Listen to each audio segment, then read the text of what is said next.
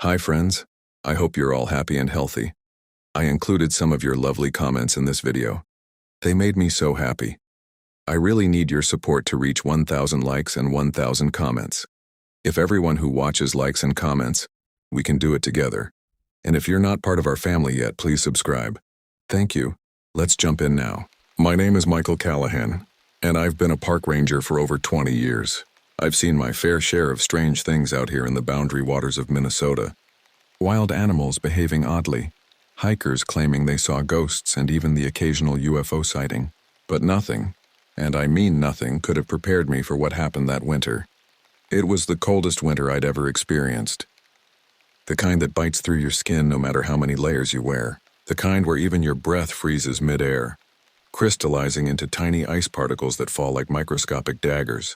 The snowstorms had been relentless, piling up so high that some cabins were completely buried, their chimneys the only indication they existed at all beneath the pristine white blanket of death. People were scared to go outside, and honestly, I didn't blame them. I was stationed at a remote ranger outpost near the edge of the forest, the last vestige of humanity before the wilderness took over completely. My job was simple: monitor the weather, keep an eye on wildlife, and make sure campers didn't wander too far off the trails. But this winter was different. There weren't any campers. No one dared to venture into the wilderness with temperatures dropping below -40 degrees Fahrenheit at night, the kind of cold that freezes your lungs from the inside if you dare to take too deep a breath. I wasn't alone at the outpost. There were 3 other rangers with me. Peterson, a tough-as-nails woman who'd been working here almost as long as I had. Wright, a younger guy fresh out of training who still had that spark of excitement in his eyes that hadn't yet been dulled by years of isolation. And Redfeather, a quiet man from the Ojibwe tribe who knew these woods better than anyone else. We all got along pretty well, but the isolation was starting to get to us. Days felt like weeks and nights. Well, nights were a whole different story. The wind howled like a living thing outside our cabin, rattling the windows and making it impossible to sleep. It wasn't the normal howl of wind whipping through trees. This was different. Sometimes it sounded like words whispered just below the threshold of understanding. Other times it sounded like screams, distant and desperate. All of us pretended not to notice, but I could see it in their eyes. The unease, the growing fear. One night as I sat by the fire trying to warm my hands, watching the flames dance and trying to ignore the knot of dread that had been growing in my stomach for days, Redfeather spoke up. He rarely said much unless he had something important to share. "Have you noticed anything strange?" he asked, his voice low, barely audible above the crackle of the fire and the moaning wind. Peterson raised an eyebrow. "Strange how?" Redfeather hesitated before answering, his dark eyes reflecting the flickering flames. "The animals," he said finally. "They're gone." I frowned. He was right. Usually, even in winter, we'd see tracks in the snow. Deer, foxes, maybe even wolves if we were lucky. The wildlife always found a way to survive, no matter how harsh the winter. But for weeks now, there hadn't been a single sign of life. Not even birds. The forest was dead silent, as if all living things had fled from something we couldn't see. "Maybe they've moved deeper into the forest," Wright suggested, his optimism betraying his inexperience. "Maybe," Redfeather said quietly, but there was something in his tone that made my skin crawl. A certainty that spoke of ancient knowledge. He knew something he wasn't telling us. The next morning, Peterson and I decided to take a snowmobile out to check on one of the nearby cabins. It belonged to an elderly couple, the Johansons, who'd come up here every winter for as long as I could remember. They hadn't checked in for weeks, and we were starting to worry. The journey through the snow-laden forest was eerie. The trees stood like sentinels, their bare branches reaching toward the gray sky like skeletal fingers. No birds called, no animals stirred. Even the wind had died down to an unnatural stillness that pressed against my ears like a physical weight. When we arrived at the Johansons' cabin, it was eerily silent. The front door was wide open. Snow had piled up on the threshold like no one had been there for days. My stomach churned as we approached, our footsteps crunching in the snow sounding obscenely loud in the quiet. Inside, it was worse. The place looked like it had been abandoned in a hurry. Chairs knocked over. Food left half-eaten on the table, now frozen solid. A coffee cup tipped on its side, its contents a brown icicle stretching toward the floor. But what really sent chills down my spine was what we found in the bedroom. The windows were completely frosted over from the inside, and there were strange patterns etched into the ice, spirals and symbols I didn't recognize. They seemed to move when I looked at them directly, shifting and twisting in ways that made my eyes water and my head throb. On the bed lay 2 sleeping bags zipped up tight, but when we unzipped them, they were empty. No bodies, no blood, just gone. Peterson cursed under her breath and took a step back, her face pale beneath her freckles. "What the hell is this?" she whispered, her voice catching in her throat. I didn't have an answer. We searched the area around the cabin but found nothing. No footprints in the snow, no signs of struggle. It was as if they'd vanished into thin air, leaving behind only those strange, hypnotic patterns in the frost. When we got back to the outpost and told Redfeather what we'd seen, his face went pale, his normally stoic expression cracking to reveal raw fear underneath. "It's not safe here," he said quietly, his eyes darting to the windows as if expecting to see something watching us from the darkness beyond. "What do you mean?" Wright asked nervously, the excitement in his eyes now replaced with growing dread. Redfeather didn't answer right away. Instead, he walked over to his bunk and pulled out an old leather-bound book, its pages yellowed and brittle with age. He flipped through it before stopping at a drawing that made my blood run cold. A creature with impossibly long limbs, sharp teeth, and hollow eyes that seemed to stare right through you. Even as a simple drawing, it exuded a malevolence that made me want to look away. "The Wendigo," he said softly, his finger tracing the outline of the creature. I laughed nervously, the sound hollow and false even to my own ears. "Come on, Redfeather. That's just an old legend." He looked up at me with eyes full of fear and ancient wisdom. "Legends come from somewhere, Michael, and some things are older than the forests themselves." Outside, the wind picked up again, howling around the cabin with renewed fury. But this time, beneath the howl, I could have sworn I heard something else. A voice, hungry and cold, calling my name. The days after Redfeather showed us that drawing felt heavier somehow. The air seemed colder, the nights darker, stretching endlessly as we huddled around the fire, jumping at every creak and groan of the old cabin. None of us said it out loud, but we were all on edge. Even Wright, who usually cracked jokes to lighten the mood, had gone quiet, his eyes constantly darting to the frosted windows. I tried to convince myself that Redfeather's warning was just superstition. I mean, a Wendigo? A flesh-eating monster that stalks people in the woods. It sounded like something out of a campfire story meant to scare children into staying close to home. But deep down, I couldn't shake the feeling that something wasn't right.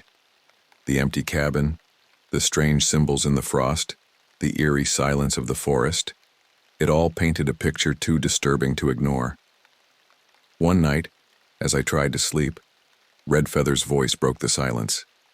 He sat cross-legged on his bunk, the leather-bound book open in his lap. "The Wendigo is born of hunger," he said softly, his voice carrying easily in the quiet cabin.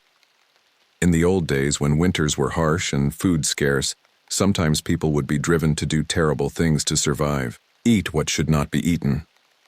"You mean cannibalism," Peterson said bluntly, her face illuminated by the dying embers of the fire. Redfeather nodded grimly. "The first bite of human flesh transforms them. The more they eat, the less human they become until there's nothing left but hunger, a hunger that can never be satisfied." Wright shuddered visibly. "That's just a story to keep people from, you know." "It's more than that," Redfeather insisted. "The Wendigo is a spirit. It can possess people, make them do things, or it can take physical form, hunting through the forest. Either way, it feeds not just on flesh but on fear." I cleared my throat, trying to sound more confident than I felt.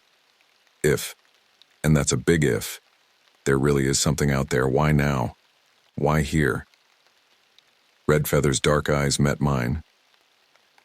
"This winter is not natural, Michael. Something has awakened it. Or someone has called it." A cold shiver ran down my spine that had nothing to do with the temperature.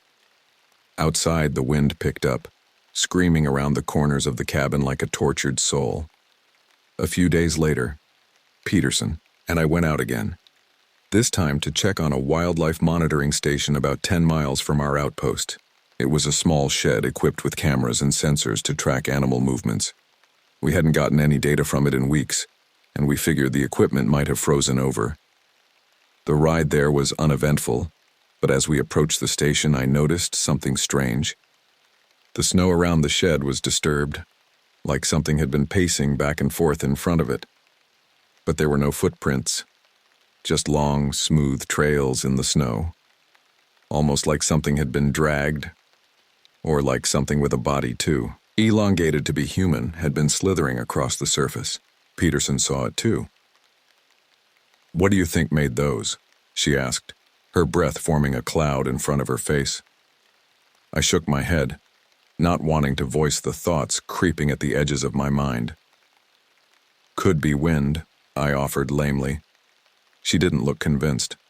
Her hand rested on the pistol at her hip. Standard issue for rangers, though normally only used for emergency signaling or the rare aggressive wildlife. Somehow I doubted bullets would help us now. Inside the shed, things were worse.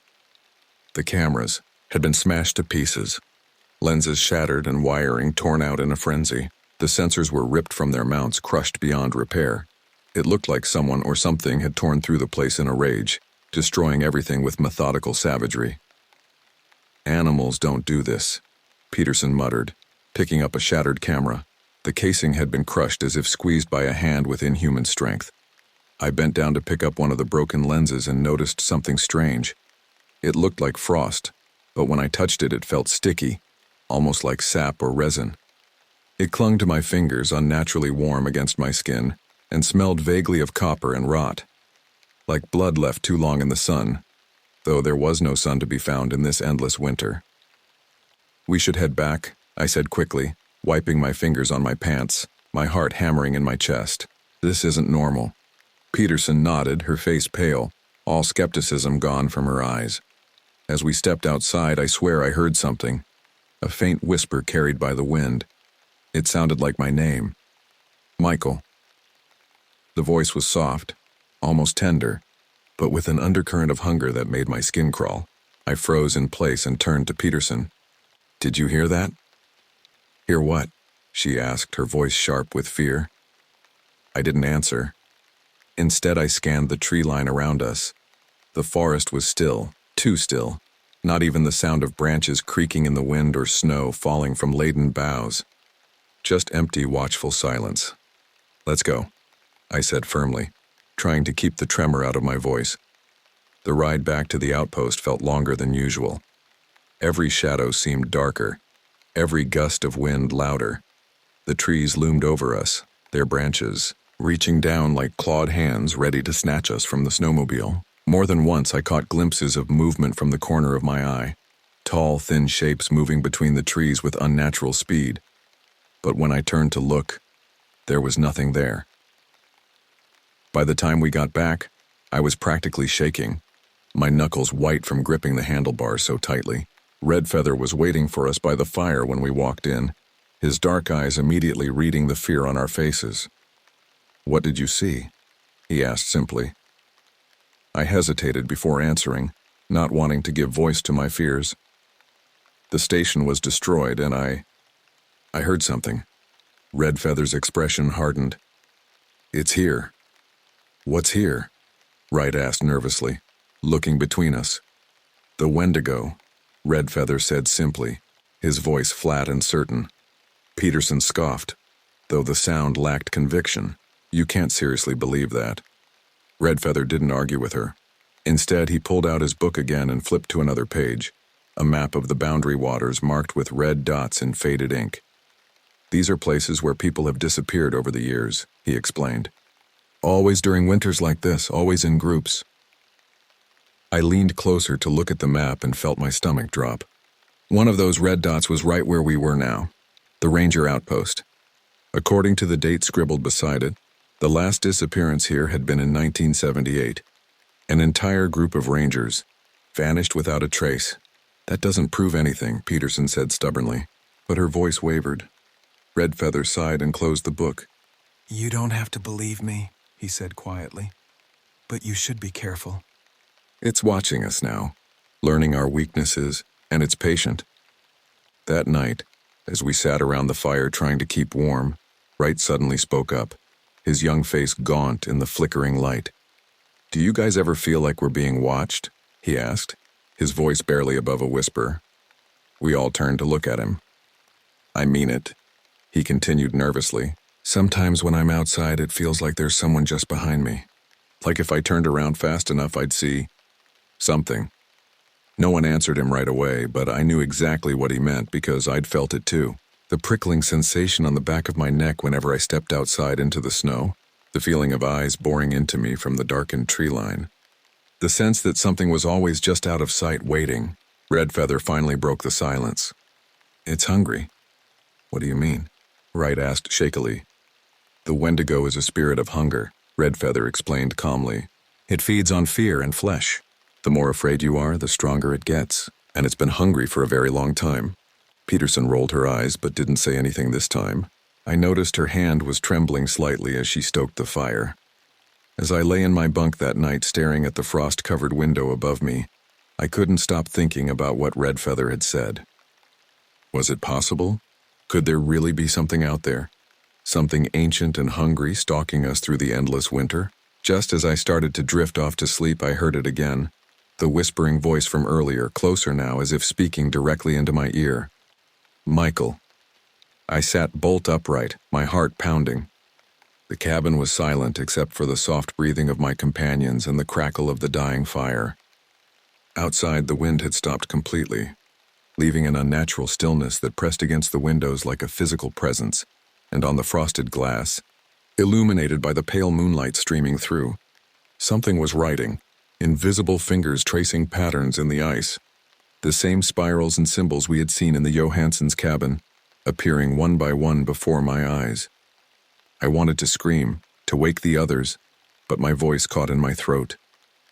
All I could do was watch as the final symbol formed, a crude stick figure with elongated limbs and hollow eyes, staring directly at me from the frost. The next morning, I woke feeling like I hadn't slept at all. My dreams had been restless, filled with shadows moving through the snow and whispers calling my name. I'd seen things in those dreams, long, pale limbs reaching through darkness, antlers silhouetted against a blood-red moon, hollow eyes watching me from between the trees. I couldn't remember all of it, but the fear lingered, clinging to me like the frost on the windows. When I got up and looked around the cabin, I could tell I wasn't the only one feeling it. Wright was sitting by the window, staring out into the forest with a blank expression, dark circles under his eyes. Peterson was pacing back and forth, muttering to herself, her normally confident demeanor frayed at the edges. Even Redfeather looked uneasy, his weathered face drawn with exhaustion. The symbols I'd seen forming on the window the night before were gone, melted away with the morning light. But I knew they had been real, as real as the fear gnawing at my insides. I tried to shake off the feeling and focus on my work. There was always something to do. Checking supplies, monitoring the radio for weather updates, keeping the fire going. But no matter how hard I tried to distract myself, I couldn't ignore the tension in the air. It hung between us like a physical presence, heavy and suffocating. Our supplies were running low faster than they should have been. Food that should have lasted weeks was dwindling rapidly. The generator was burning through fuel at twice the normal rate, leaving us with dimmer lights each day. Even the firewood seemed to burn too quickly, turning to ash in minutes rather than hours. "Something's wrong with the radio," Peterson announced after her morning check. "It's not picking up any signals." "Could be the weather," I suggested, though I didn't believe it myself. "Or something's blocking it," Redfeather said quietly, his eyes on the window. Wright let out a nervous laugh. "What, you think the Wendigo is jamming our communications?" Redfeather didn't smile. "It doesn't want us calling for help." The implication hung in the air between us. We were isolated, cut off, alone in the wilderness with something hunting us. Around noon, Wright volunteered to go outside and gather more firewood. He was trying to act normal, to be useful, but I could tell he was nervous. His hands trembled slightly as he pulled on his coat, and his face was pale beneath his beard stubble. "I'll be back in a few minutes," he said, forcing a smile as he pulled on his gloves and grabbed the axe leaning by the door. We all stayed quiet as he left. The sound of the door closing echoed through the cabin like a gunshot, followed by the crunch of his boots in the snow as he trudged toward the woodpile behind the cabin. Then silence fell again, heavy and oppressive. Minutes passed, then 10 minutes, then 15. Outside, the sun was already beginning its early descent, casting long shadows through the trees. The light took on that peculiar quality unique to winter afternoons, pale gold but without warmth, illuminating but revealing nothing. "He should be back by now," Peterson said, breaking the silence, her voice tight with worry. "I'll go check on him," I offered, standing up from my chair trying to ignore the dread pooling in my stomach. Redfeather stood up as well. "I'll come with you." We grabbed our coats and stepped outside into the freezing cold. The temperature had dropped even further, the kind of cold that burns your lungs with each breath. The snow crunched under our boots as we walked toward the woodpile behind the cabin, our breath-forming clouds that hung in the still air like ghosts. But when we got there, Wright was nowhere to be seen. The axe was missing from the pile, but no wood had been cut.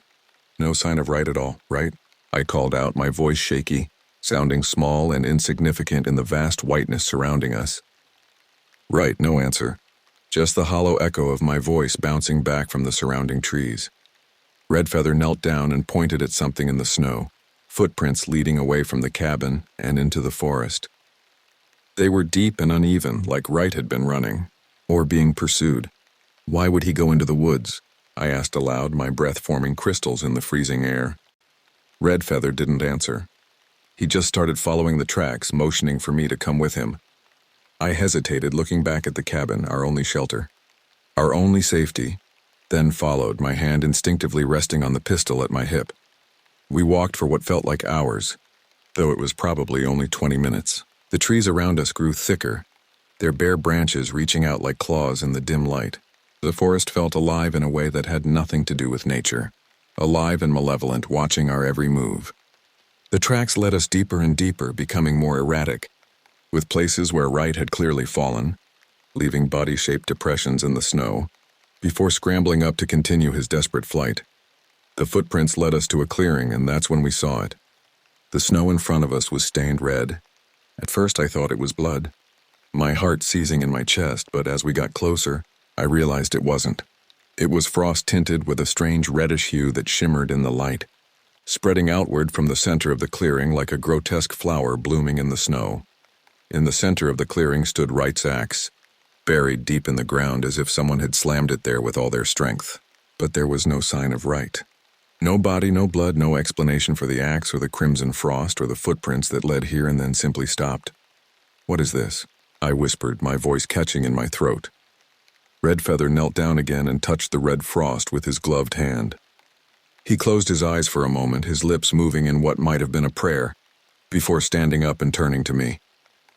"It's a warning," he said simply. "A warning from what?" I asked desperately, the cold seeping into my bones and making me shiver uncontrollably. He didn't answer right away. Instead, he pointed toward the edge of the clearing where something caught my eye. A single set of footprints leading away from us. They weren't human footprints, though. They were long and narrow with claw-like impressions at each step, spaced too far apart to have been made by anything I'd ever seen. And they led deeper into the forest, where the shadows gathered thick and impenetrable between the trees. "We need to go back," Redfeather said firmly, his hand gripping my arm with surprising strength. I didn't argue. My body felt numb, and not just from the cold. Fear had seeped into me, freezing my thoughts, making it hard to process what I was seeing. All I knew was that Wright was gone, and something inhuman had taken him. When we returned to the cabin, Peterson was waiting for us by the fire. Her face lit up when she saw us walk through the door, but when she realized Wright wasn't with us, her expression darkened, fear and anger battling in her eyes. "What happened?" she demanded, rising to her feet, her hands clenched into fists at her sides. "We found his axe," I said quietly, but no sign of him. I couldn't bring myself to describe the red frost or the inhuman footprints. It was too much, too real. Saying it aloud would make it undeniable. Peterson cursed under her breath and slammed her fist against the table. "This is insane. We need to call for help. The radio's dead," Redfeather reminded her calmly, though the strain showed in the tightness around his eyes. Peterson paced back and forth again like a caged animal, before stopping suddenly and looking at me. "You heard something last night, didn't you? What did it say?" I hesitated before answering, not wanting to admit the truth even to myself. "It called my name," She stared at me for a moment before shaking her head angrily. "This isn't real," she muttered to herself. "It can't be real." But I could see in her eyes that she didn't believe her own words. She had seen too much now to deny it. The abandoned cabin, the destroyed monitoring station, and now Wright's disappearance. Something was hunting us, something that defied rational explanation. Redfeather sat down by the fire and opened his book again, the ancient leather creaking in the silence of the cabin.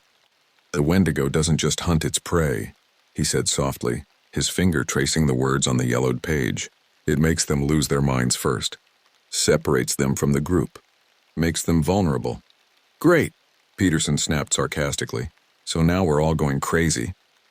"It feeds on fear," Redfeather continued as if she hadn't spoken. "The more afraid you are, the stronger it gets.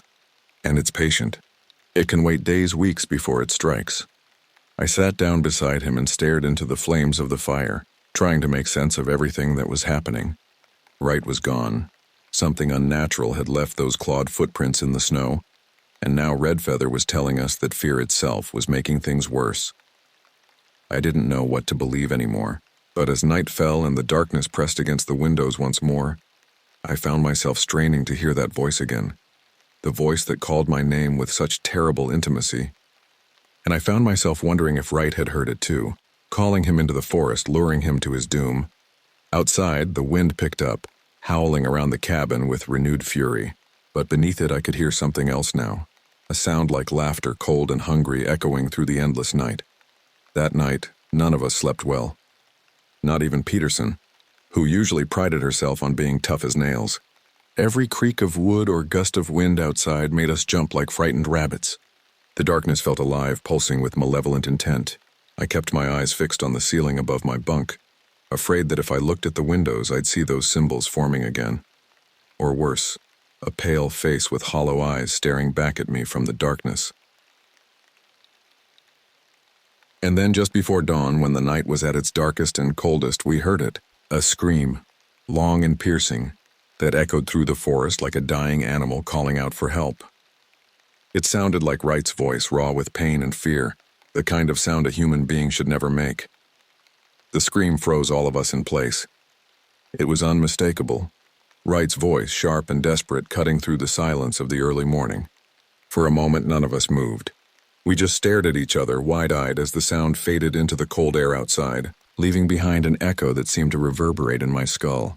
"We have to go find him," Peterson said, already grabbing her coat and checking her pistol. "Wait," Redfeather said firmly, stepping between her and the door. "It's not him. What are you talking about?" Peterson snapped, her face flushed with anger and fear. "You heard him. He's out there." Redfeather shook his head slowly, his dark eyes grave. "It's not Wright. It's the Wendigo." I felt my stomach twist at his words because deep down I knew he was right. There had been something wrong about that scream, something hollow and hungry beneath the pain. "How do you know?" I asked, my voice barely above a whisper. "The Wendigo mimics voices," Redfeather explained calmly. "It uses them to lure people out into the woods, into the dark." Peterson looked at him like he was crazy, her hand still on the doorknob. "You expect me to believe that?" "Wright is out there, and he needs our help." "Peterson," I said gently, trying to keep my voice steady though my heart was racing. "What if he's right? What if it's a trap?" She glared at me but didn't argue. Instead, she sat down by the fire and buried her face in her hands, her shoulders shaking slightly. I couldn't tell if she was crying or trembling with rage. Maybe both. The rest of the day passed in tense silence. None of us wanted to go outside. Not after hearing that scream, but staying inside wasn't much better. The cabin felt smaller somehow, like the walls were closing in on us. Every sound outside, the wind, the creaking trees, the occasional thump on the roof, made my skin crawl.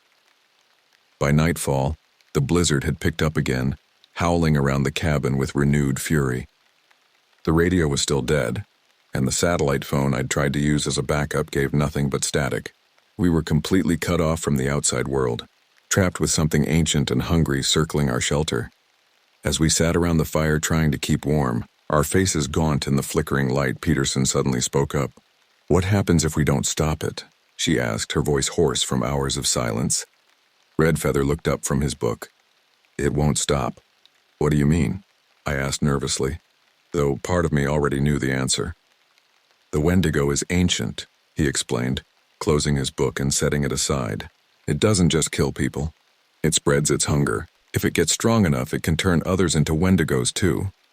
I felt a chill run down my spine that had nothing to do with the temperature. How does it do that?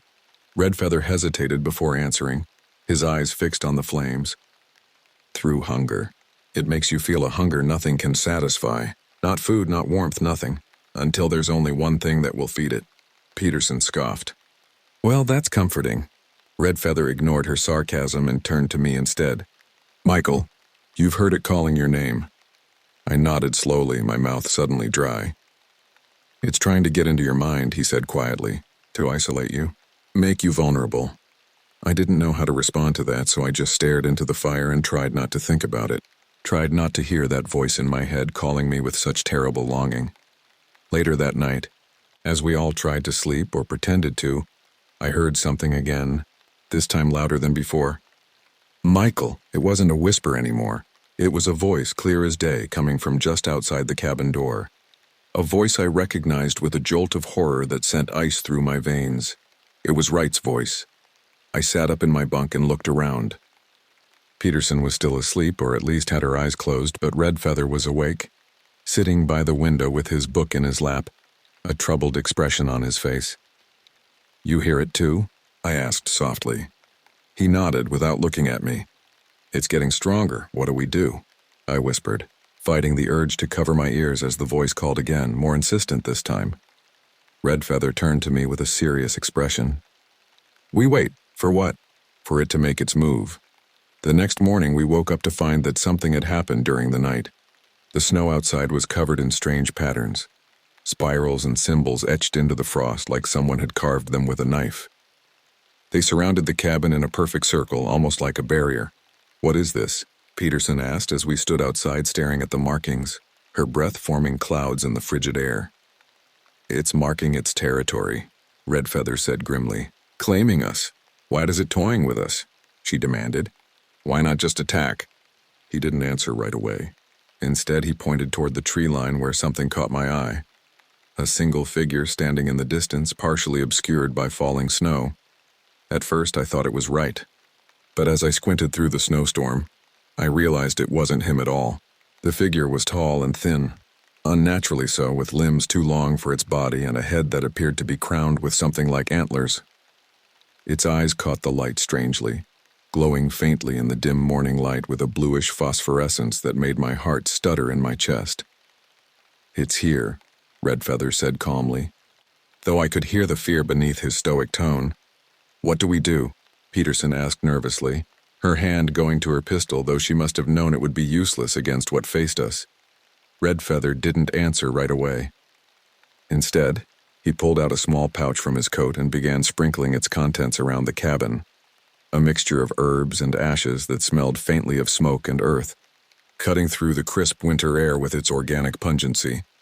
This will protect us for now, he said quietly, completing the circle and stepping back inside the cabin. For now? I repeated nervously. Redfeather nodded. The Wendigo is patient.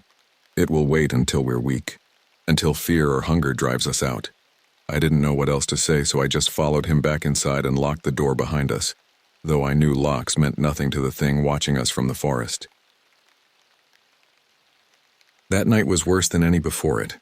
The wind howled louder than ever, shaking the windows and rattling the walls of the cabin like it was trying to break inside. The temperature dropped so low that frost formed on the inside of the walls, creeping across the wood in those same unsettling patterns we'd seen outside. And then we heard it again. The voice calling out from somewhere in the storm. Michael, Peterson, Redfeather. It knew our names now, all of them. The voices didn't stop.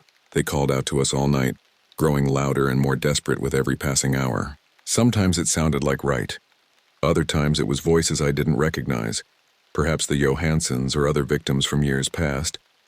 But the worst part was when it started sounding like my wife. Sarah had passed away 5 years ago, cancer that took her far too quickly. But hearing her voice now, soft and pleading, made my chest tighten with grief and longing. Michael. Her voice whispered through the storm. Michael, it's me, please. I sat frozen in my bunk staring at the door as the sound echoed through the cabin.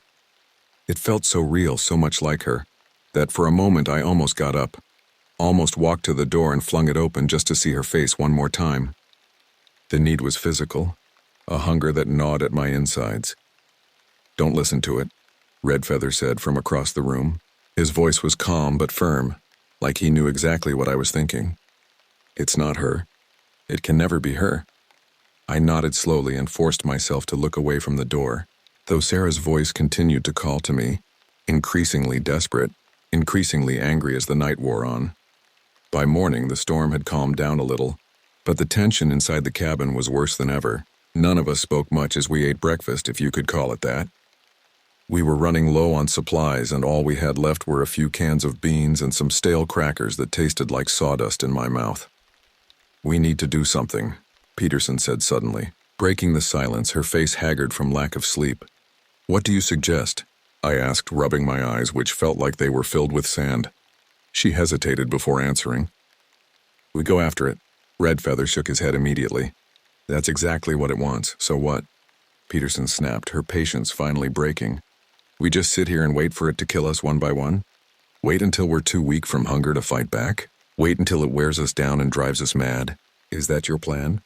Redfeather didn't respond right away. Instead, he pulled out his book again and flipped to a page filled with drawings of symbols, similar to the ones we'd seen etched into the frost outside. "There's a way to stop it," he said quietly, his finger tracing one of the symbols. "How?" I asked, leaning forward, desperate for any solution that might end this nightmare. Redfeather pointed to one of the symbols, a spiral surrounded by jagged lines, like a sun with sharp rays. "This is a purification ritual," he explained. "It can weaken the Wendigo enough for us to destroy it. What do we need for it?" Peterson asked eagerly, hope lighting her eyes for the first time in days. "Fire," Redfeather said simply, "and courage, and blood." Later that day, as we prepared for the ritual, gathering what supplies we could from around the cabin, something happened that shook us all to our core. Wright came back. It was just before sunset when we heard footsteps outside, slow and heavy, crunching through the snow toward the cabin. At first we thought it was another trick, the Wendigo mimicking his movements to lure us out. But when Peterson risked a peek through the window, her face went pale. "It's him," she whispered. "It's Wright." We gathered at the window, peering out into the gathering dusk, and there he was, standing in front of the cabin, just beyond the circle of herbs and ash Redfeather had laid down. His face was pale, almost blue with cold, and his clothing was torn and stained with something dark that might have been blood. But what struck me most was his expression, blank, empty, like there was nothing behind his eyes at all. "We have to let him in," Peterson said, already moving toward the door, but Redfeather grabbed her arm and stopped her before she could get too close. "Wait," he said firmly, his eyes never leaving Wright's motionless figure. "What are you talking about?" She argued, trying to pull away. "It's him. He's alive." Redfeather didn't let go of her arm. Instead, he stepped forward cautiously and looked at Wright through the window. "Where have you been?" he asked calmly, his voice carrying through the glass. Wright didn't answer right away. He just stood there staring at us like he didn't recognize us, like we were strangers. "Or pray, Wright," I said softly, stepping forward alongside Redfeather. "Are you okay?" Finally he spoke, but his voice was strange, hollow and distant, like it was coming from somewhere far away, somewhere deep and cold. "I got lost," he said simply, the words flat and emotionless. Redfeather narrowed his eyes at him. "What happened in the woods?" Wright hesitated before answering, his gaze sliding past us to fix on something only he could see. "I don't remember." Peterson tried to move closer again, but Redfeather stopped her once more. "Look at his hands," he whispered to me. I glanced down at Wright's hands and felt my stomach drop. His fingers were pale, almost white, and covered in frostbite so severe that parts of his skin looked blackened and necrotic. But what really scared me were his nails. They were longer than they should have been, almost claw-like, curved and sharp at the ends like talons. "He's not Wright anymore," Redfeather said quietly, just loud enough for Peterson and me to hear. "It's inside him now." "No," Peterson said firmly, shaking her head in denial. "That's ridiculous. He needs help. He needs to come inside before he freezes to death." Before any of us could say or do anything else, Wright suddenly moved, faster than should have been possible. A blur of motion that ended with him pressed against the window, his face inches from ours, separated only by a thin pane of glass. His eyes were different now, hollow with that same bluish glow I'd seen in the figure watching us from the forest. And his mouth stretched into a grin too wide for his face, revealing teeth that seemed sharper, more numerous than before. "Let me in," he said, his voice no longer Wright's but something ancient and hungry. "I'm so cold, so hungry." Peterson screamed and stumbled backward, her skepticism finally shattered by the inhuman thing wearing Wright's face. I reached for my pistol, knowing it was useless but needing to do something, anything. The thing that had been Wright slammed its fist against the window, the glass cracking but not breaking. Then it began to laugh, a high keening sound that made my bones ache with cold. "The hunger never stops," it said, its voice still containing echoes of Wright but twisted, distorted. "It gets inside you, hollows you out until there's nothing left but the need to feed." "Get away from the window," Redfeather ordered, pulling us back as the creature struck the glass again, the crack spreading like frost across the pane. "It's getting in," Peterson gasped, her face white with terror. "We need to complete the ritual," Redfeather said urgently, "now before it's too late." Outside, the sun dipped below the horizon, plunging the forest into darkness. And in that darkness I could see more shapes moving. Tall, thin figures with glowing eyes gathering around our cabin like wolves surrounding wounded prey. The Wendigo hadn't come alone. It had brought others of its kind, or perhaps it had made more of its kind from the people who had vanished from these woods over the years. The Johansons, other rangers, all of them now hollow-eyed hunters in an endless winter night. Wright, or the thing that had been Wright, continued to pound on the window, each impact sending spiderweb cracks through the glass. "It wouldn't hold for long." "Nothing would. We're running out of time," I said, my voice sounding distant in my own ears. Redfeather nodded grimly and began to draw the symbols from his book on the floor of the cabin. Spirals and sharp lines, ancient wards against hunger and cold. Our last defense against the darkness pressing in around us. Outside, the creatures howled in unison, a sound like wind through dead trees, like ice cracking on a frozen lake, like the last breath of someone dying alone in the cold. They were calling to us, inviting us to join them in their endless hunger. And part of me, God help me, wanted to answer. The cabin felt colder than ever that night. Even with the fire burning, it was like the chill had seeped into our bones, into our souls. None of us spoke much after what happened with Wright, or what used to be Wright. Peterson sat by the window, staring out into the darkness, her face pale and her hands trembling. She'd emptied her pistol at the thing wearing Wright's face when it had finally broken through the window. But the bullets had only slowed it down long enough for us to barricade ourselves in the back room of the cabin. We could still hear it out there, moving around the main room, occasionally scratching at the door that separated us like a cat toying with cornered mice. Sometimes it would call to us in Wright's voice, pleading for help. Other times it would use Sarah's voice, making my heart clench with grief and longing. And sometimes it would speak in a voice I'd never heard before, ancient and cold and hungry. Redfeather was focused on preparing for the ritual, carefully drawing symbols on the floor with ash and charcoal, working by the dim light of our emergency lantern. The symbols formed a complex pattern, a spiral surrounded by jagged rays contained within a circle. At 5 points around the circle, he placed small bundles of herbs and what looked like bone fragments, murmuring words in a language I didn't understand as he worked.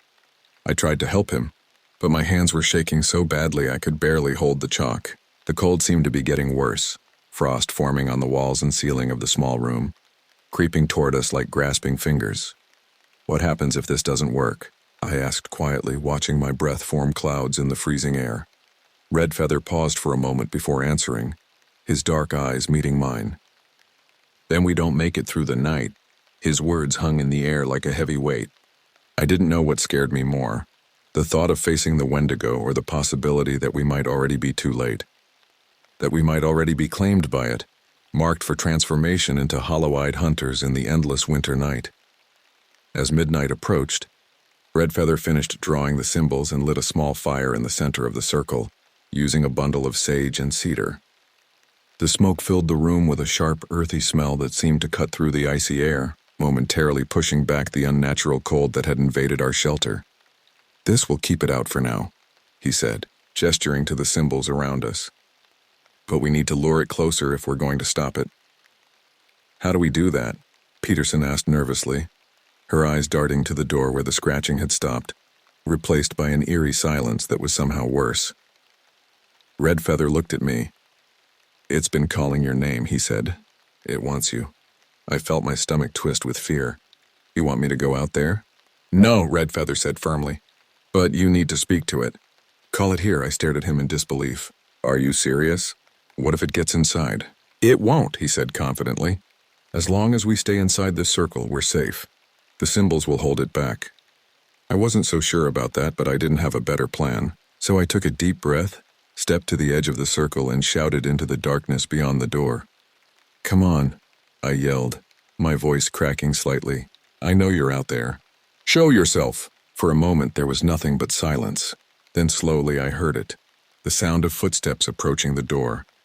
They were slow and deliberate, growing louder with every step. Not the sound of human feet, but something else, something that walked differently, with a gait that was both fluid and wrong somehow, like limbs bending in ways they weren't meant to bend. "It's coming," Redfeather said calmly, though I could see the tension in his shoulders as he stood ready, a knife in one hand and a burning bundle of herbs in the other. Peterson grabbed my arm and pulled me back into the center of the circle as we all stared at the door. The temperature in the room dropped even further, so cold that it burned my skin. The lantern flickered, casting grotesque shadows on the walls that seemed to move independently of their sources. The footsteps stopped just outside the door, and for a moment, everything was still. Then came the knock. It was soft at first, just a gentle tap on the wood, but it quickly grew louder and more insistent until it sounded like someone was trying to break down the door with inhuman strength. "Michael," a voice called from outside. It was Sarah's voice again, soft and pleading just like before. "Michael, please let me in. I'm so cold." I clenched my fists and forced myself to stay where I was, though every instinct screamed at me to open the door to see her face one more time. To hold her. "It's not her," Redfeather said firmly, his eyes locked on the door. "Remember that. No matter what it says, no matter what it sounds like, it's not her."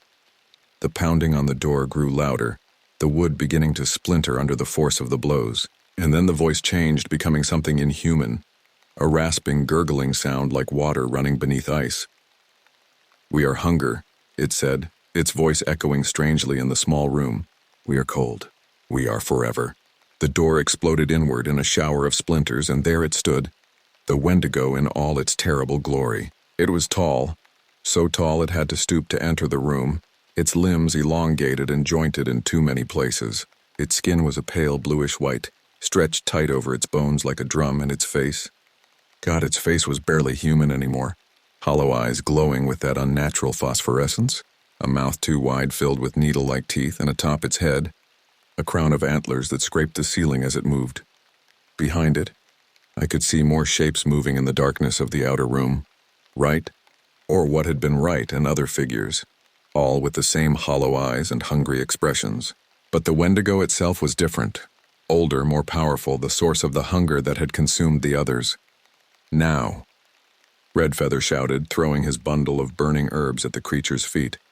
The flames caught with a whoosh, burning with an intense blue light that made the Wendigo shriek. A sound like ice breaking on a frozen lake, like wind howling through dead trees.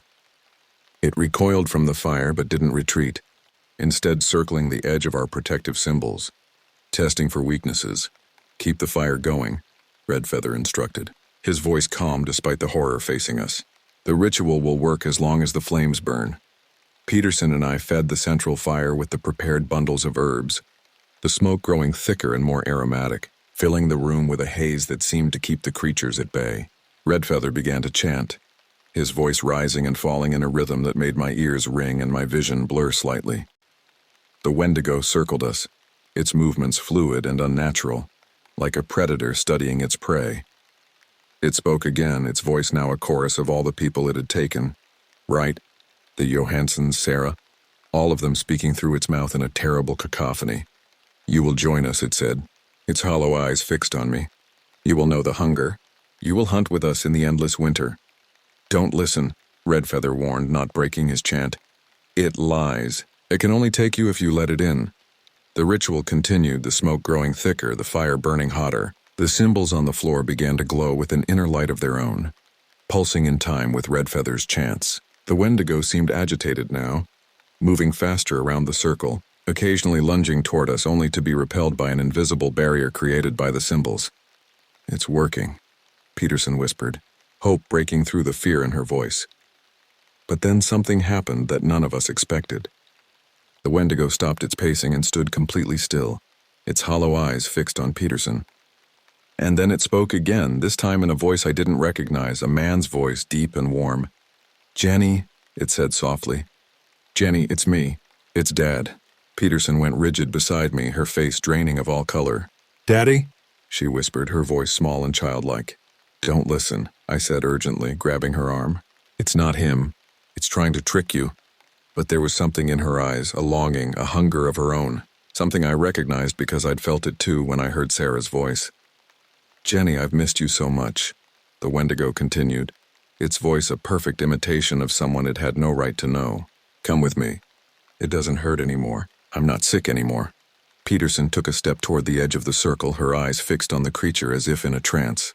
"Peterson, no!" I shouted, reaching for her, but it was too late. She stepped out of the circle. "Peterson, no!" I shouted, reaching for her, but it was too late. She turned to look at me with tears streaming down her face. "I can't do this anymore," she whispered before walking toward the Wendigo. The creature let out a low growl as she approached it. Its hollow eyes locked onto her like a predator watching its prey. For a moment, she just stood there in front of it, frozen in place, before it lunged forward and grabbed her by the shoulders. Her scream echoed through the cabin as they both disappeared into the darkness outside. "No," I yelled, starting to run after her, but Redfeather grabbed my arm and pulled me back into the circle. "There's nothing you can do for her now," he said quietly, his face grave but determined. "Stay in the circle. Complete the ritual. It's the only way." I wanted to argue with him, to fight back, but deep down I knew he was right. Peterson was gone, just like Wright, just like the Johanssons, just like all the others who had disappeared in these woods over the years. There was nothing we could do for her now except make sure her fate didn't become ours as well.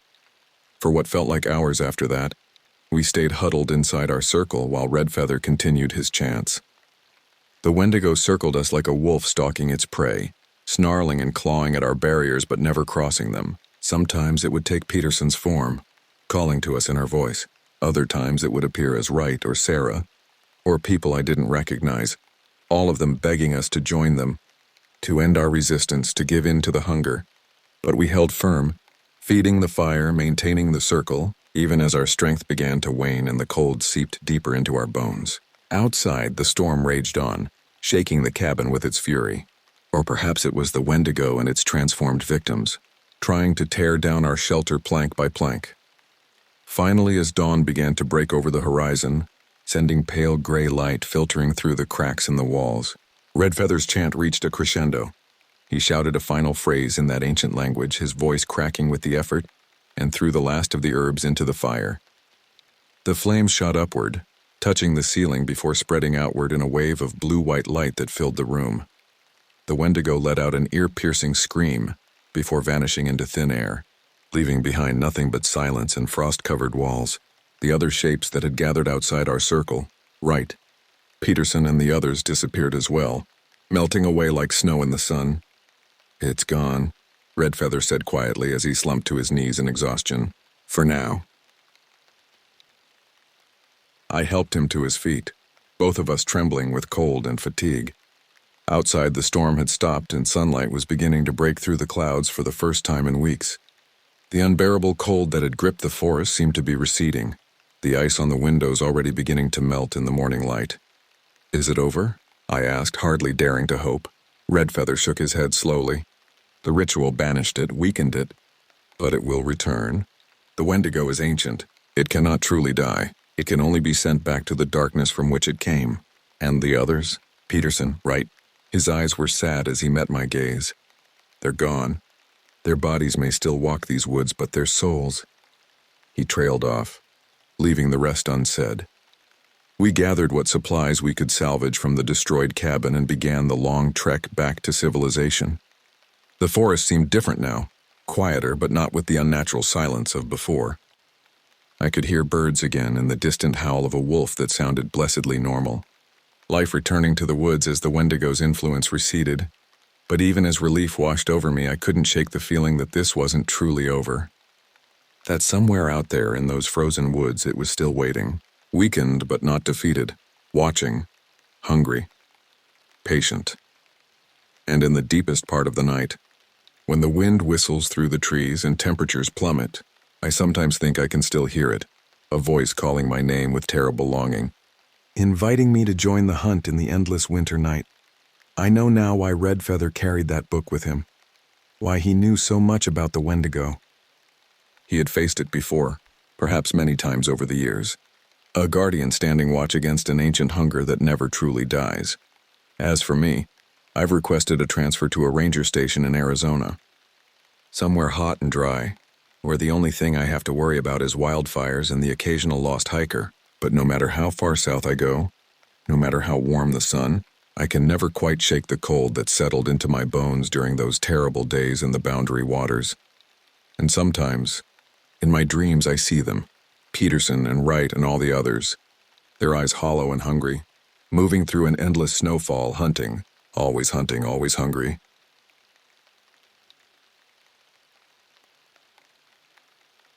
Field Journal Entry 137, Denali National Park Glaciology Station, Dr. Catherine Norwood, Senior Glaciologist, March 17, 1976. The isolation of Denali National Park suits me perfectly. As the senior glaciologist stationed at the northernmost research outpost, I've found that the vast emptiness of Alaska's frozen wilderness provides both scientific opportunity and personal sanctuary. Most people call me Kate, those few who speak to me at all. My tiny research station clings to the edge of the Muldrow Glacier like a barnacle on the hull of a massive ship. The structure is utilitarian, 4 rooms with metal walls that contract and groan in the sub-zero temperatures, windows reinforced against winds that can reach hurricane force, and a small observatory deck where I spend hours documenting the slow dance of ice and time. 3 years ago, my life collapsed like a poorly constructed ice shelf. My ex-husband David and our son Michael died in a climbing accident in Colorado.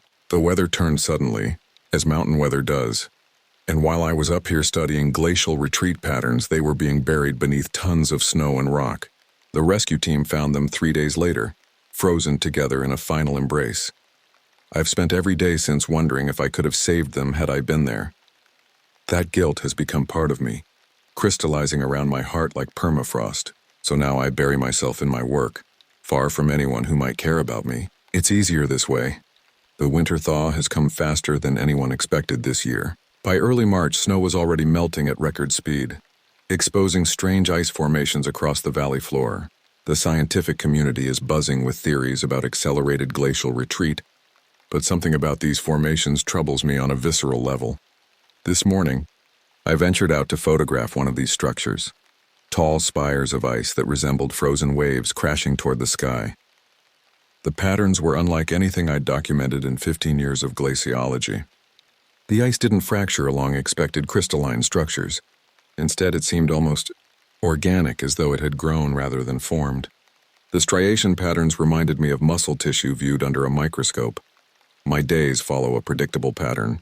I rise before dawn, check my instruments, collect ice core samples, document wildlife migration or lack thereof, and process data until my eyes burn. Human contact is limited to 3 voices.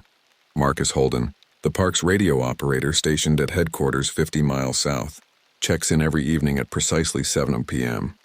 His voice crackles through the static, always beginning with the same joke. "Still alive up there in the ice palace, Your Majesty." Marcus is kind but painfully optimistic, the type who believes every problem can be solved with the right attitude. He doesn't understand why I choose this solitude, but he respects it enough not to push. Jack Ryder pilots the supply helicopter once a month, landing on the small pad 100 yards from my station. He's gruff, efficient, and mercifully uninterested in small talk. He delivers what I need and leaves without asking about my research or personal life. His silence is a gift. Then there's Enyu Takakok, an indigenous guide who occasionally visits to share his people's knowledge of the land. Unlike the others, Enyu understands silence.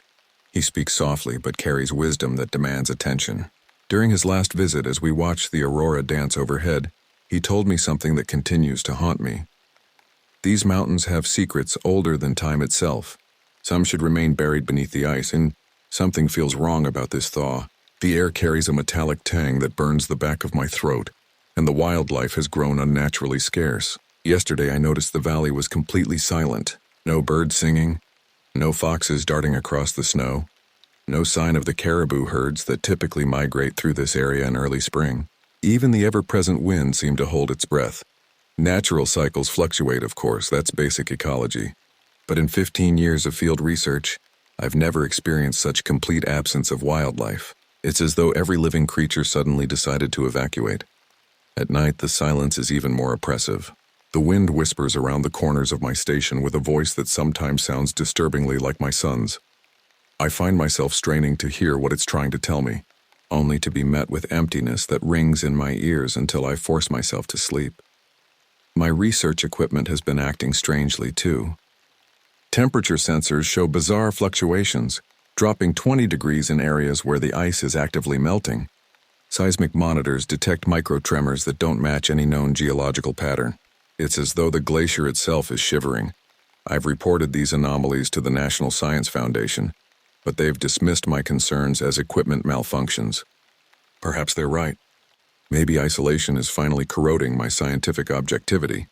Still, as I stand on the observation deck watching the midnight sun cast long shadows across the ice field, I can't shake the feeling that something ancient and malevolent is stirring beneath the melting glacier. The rational part of my mind dismisses this as melodramatic nonsense, the product of grief and isolation. But another part, something primitive and instinctual, whispers a warning I can't quite ignore.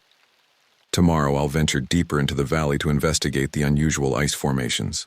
The forecast calls for clear weather, and I need core samples from those structures. Perhaps scientific data will quiet these irrational fears. But tonight, as I prepare for bed, I double-check the locks on my doors and windows. Out here, surrounded by hundreds of miles of wilderness, such precautions are objectively pointless. Yet I find myself unable to sleep without them, because deep down, beneath layers of scientific training and rational thought, I know something is waking up in the melting ice. And whatever it is, it doesn't belong in this world. The thaw continued at an alarming rate over the next few days. The glacier seemed to be shedding its icy skin faster than I'd ever documented, revealing strange blue-black patches beneath the surface like bruises on pale flesh. I spent most of my time hiking through the valley, photographing the changes and collecting samples that showed inexplicable cellular structures when viewed under my microscope. On the third day of my expedition, something unusual caught my eye. A dark, elongated shape buried deep in the ice near the glacier's eastern edge. From a distance, it resembled a fallen tree or perhaps a large rock, perfectly preserved in the frozen tomb. But as I approached, my heart began to hammer against my ribs. It was neither tree nor rock. I dropped to my knees beside the ice sheet, brushing away the loose snow with hands that suddenly felt clumsy in their thick gloves. What lay beneath was unmistakably organic. A carcass of some kind, but unlike any animal I'd ever encountered. The creature was massive, at least 15 feet long and nearly 7 feet at the shoulder. Its body was twisted in an unnatural position, as though it had been writhing in agony when the ice claimed it.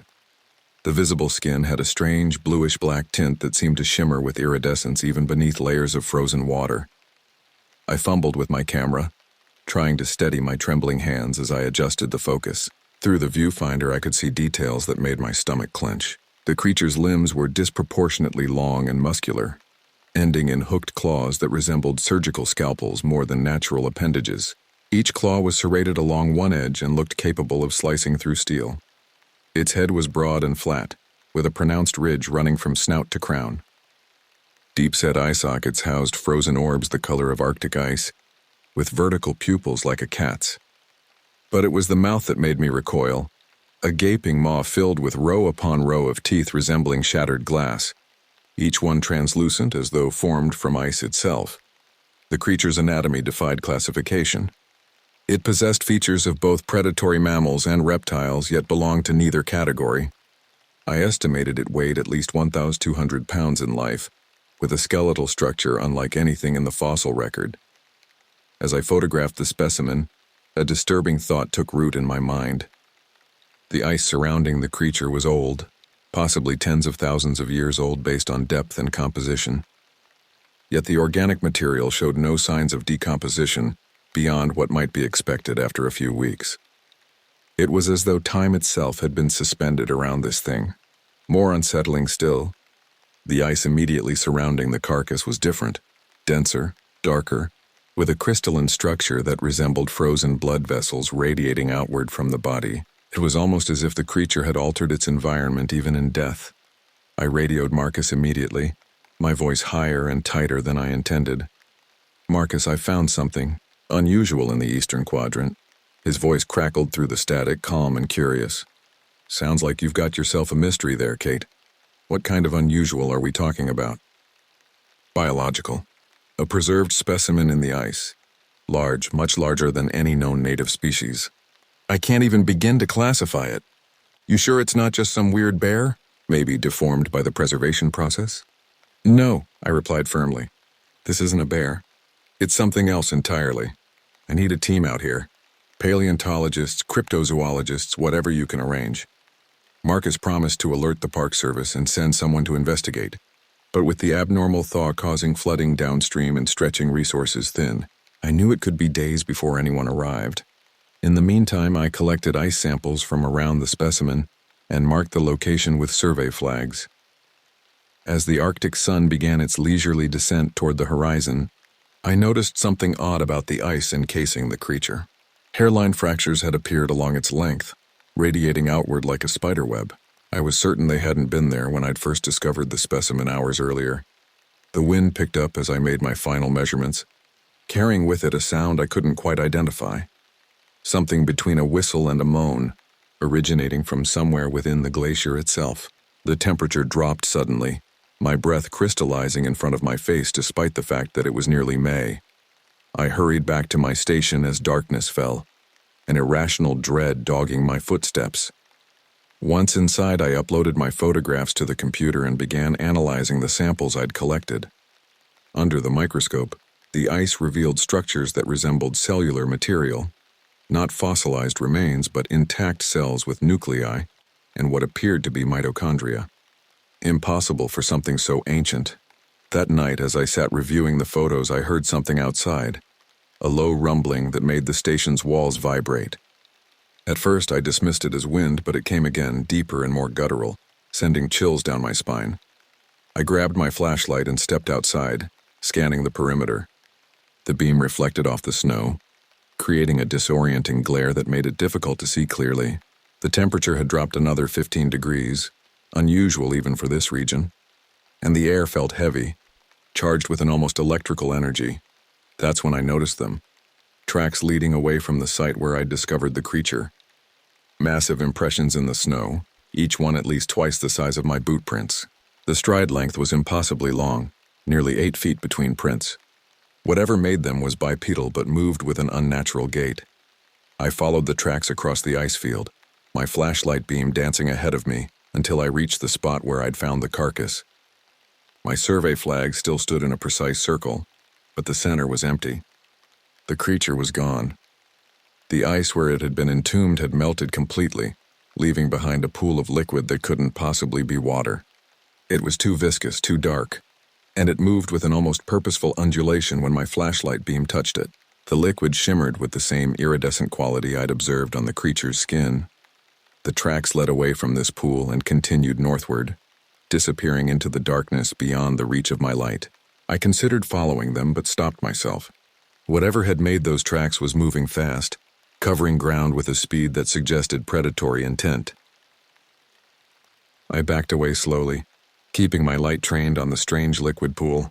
As I watched, its surface suddenly froze solid, crystallizing into patterns that resembled the same cellular structures I'd observed in my samples. I didn't sleep that night. Every creak of the station's walls, every gust of wind made me jolt upright, reaching for the hunting rifle I'd placed beside my bed. When Marcus called for his nightly check-in, I told him what had happened. "Kate," he said slowly, his voice more serious than I'd ever heard it, "you need to be careful out there. Whatever you found, just stay inside until we can get someone to you." I know, I replied quietly, not mentioning that it might already be too late for caution. After we disconnected, I pulled up the photographs I'd taken earlier that day. As I zoomed in on the creature's face, I noticed something I'd missed during my initial examination. Its eyes, though seemingly frozen, contained tiny fractures radiating from the pupils.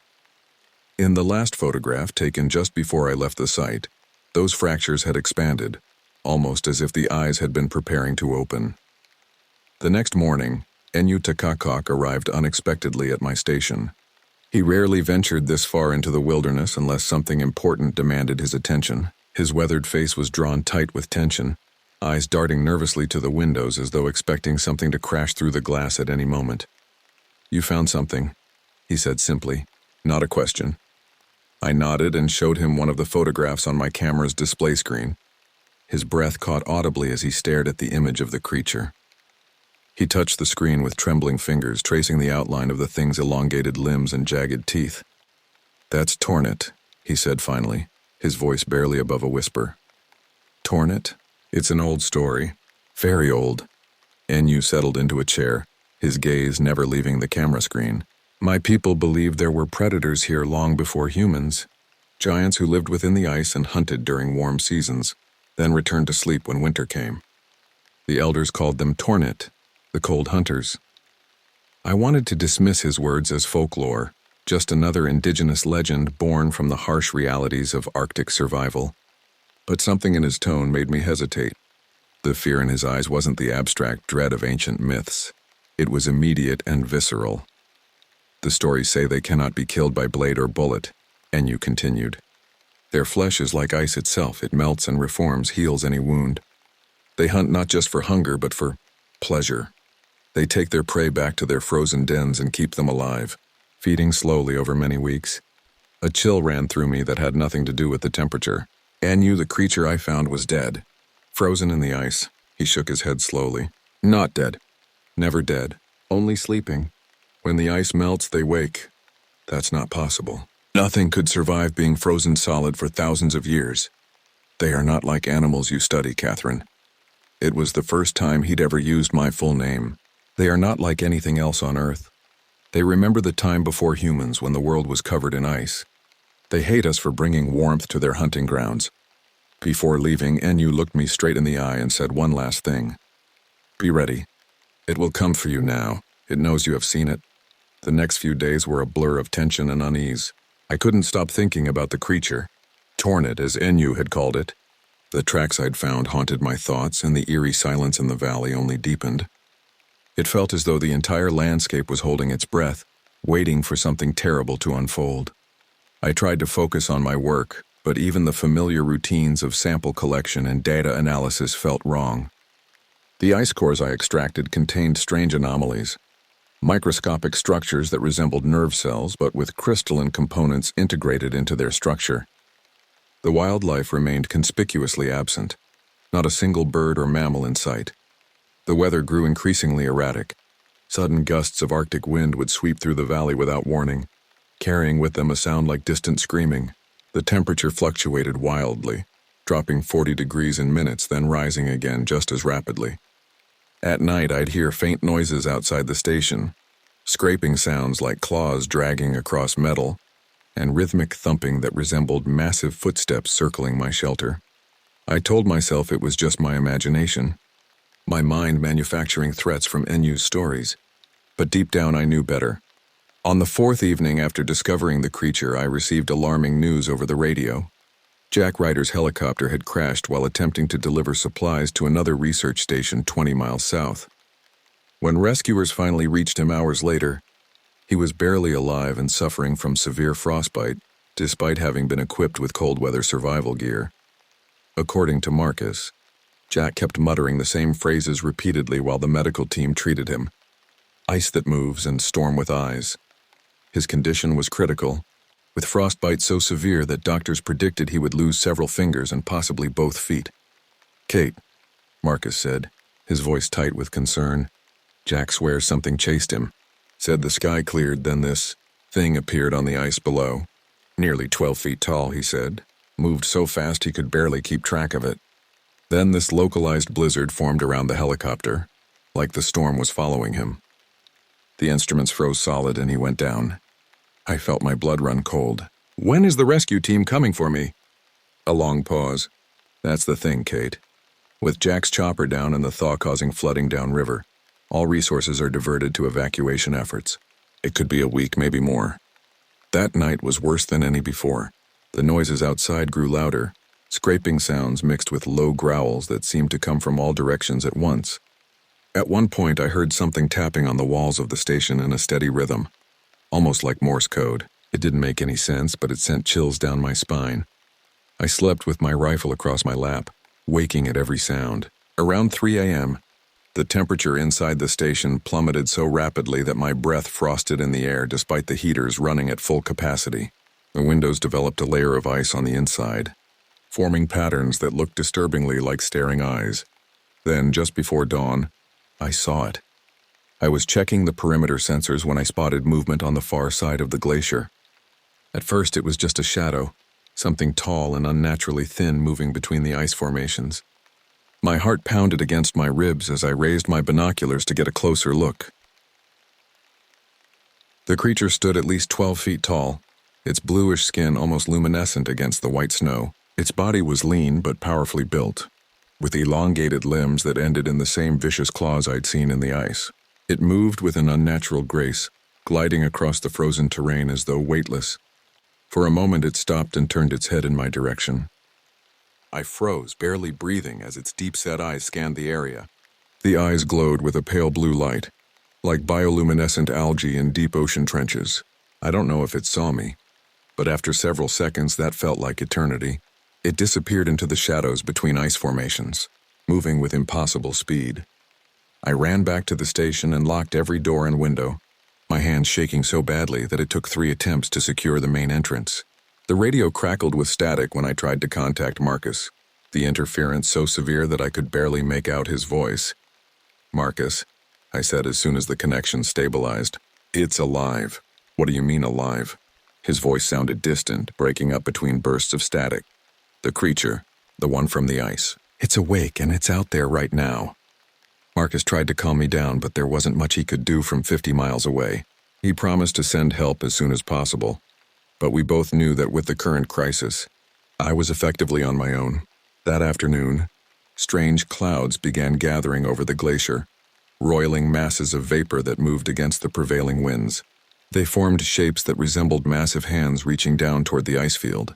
The temperature continued to drop, reaching 30 below zero despite it being May. I spent the evening reinforcing my station's defenses as best I could, boarding up windows, barricading doors, and setting up makeshift alarms using tin cans and fishing line around the perimeter. It wasn't much, but it might give me warning if the creature approached. As darkness fell, the radio picked up strange transmissions, fragments of conversations that couldn't possibly be happening.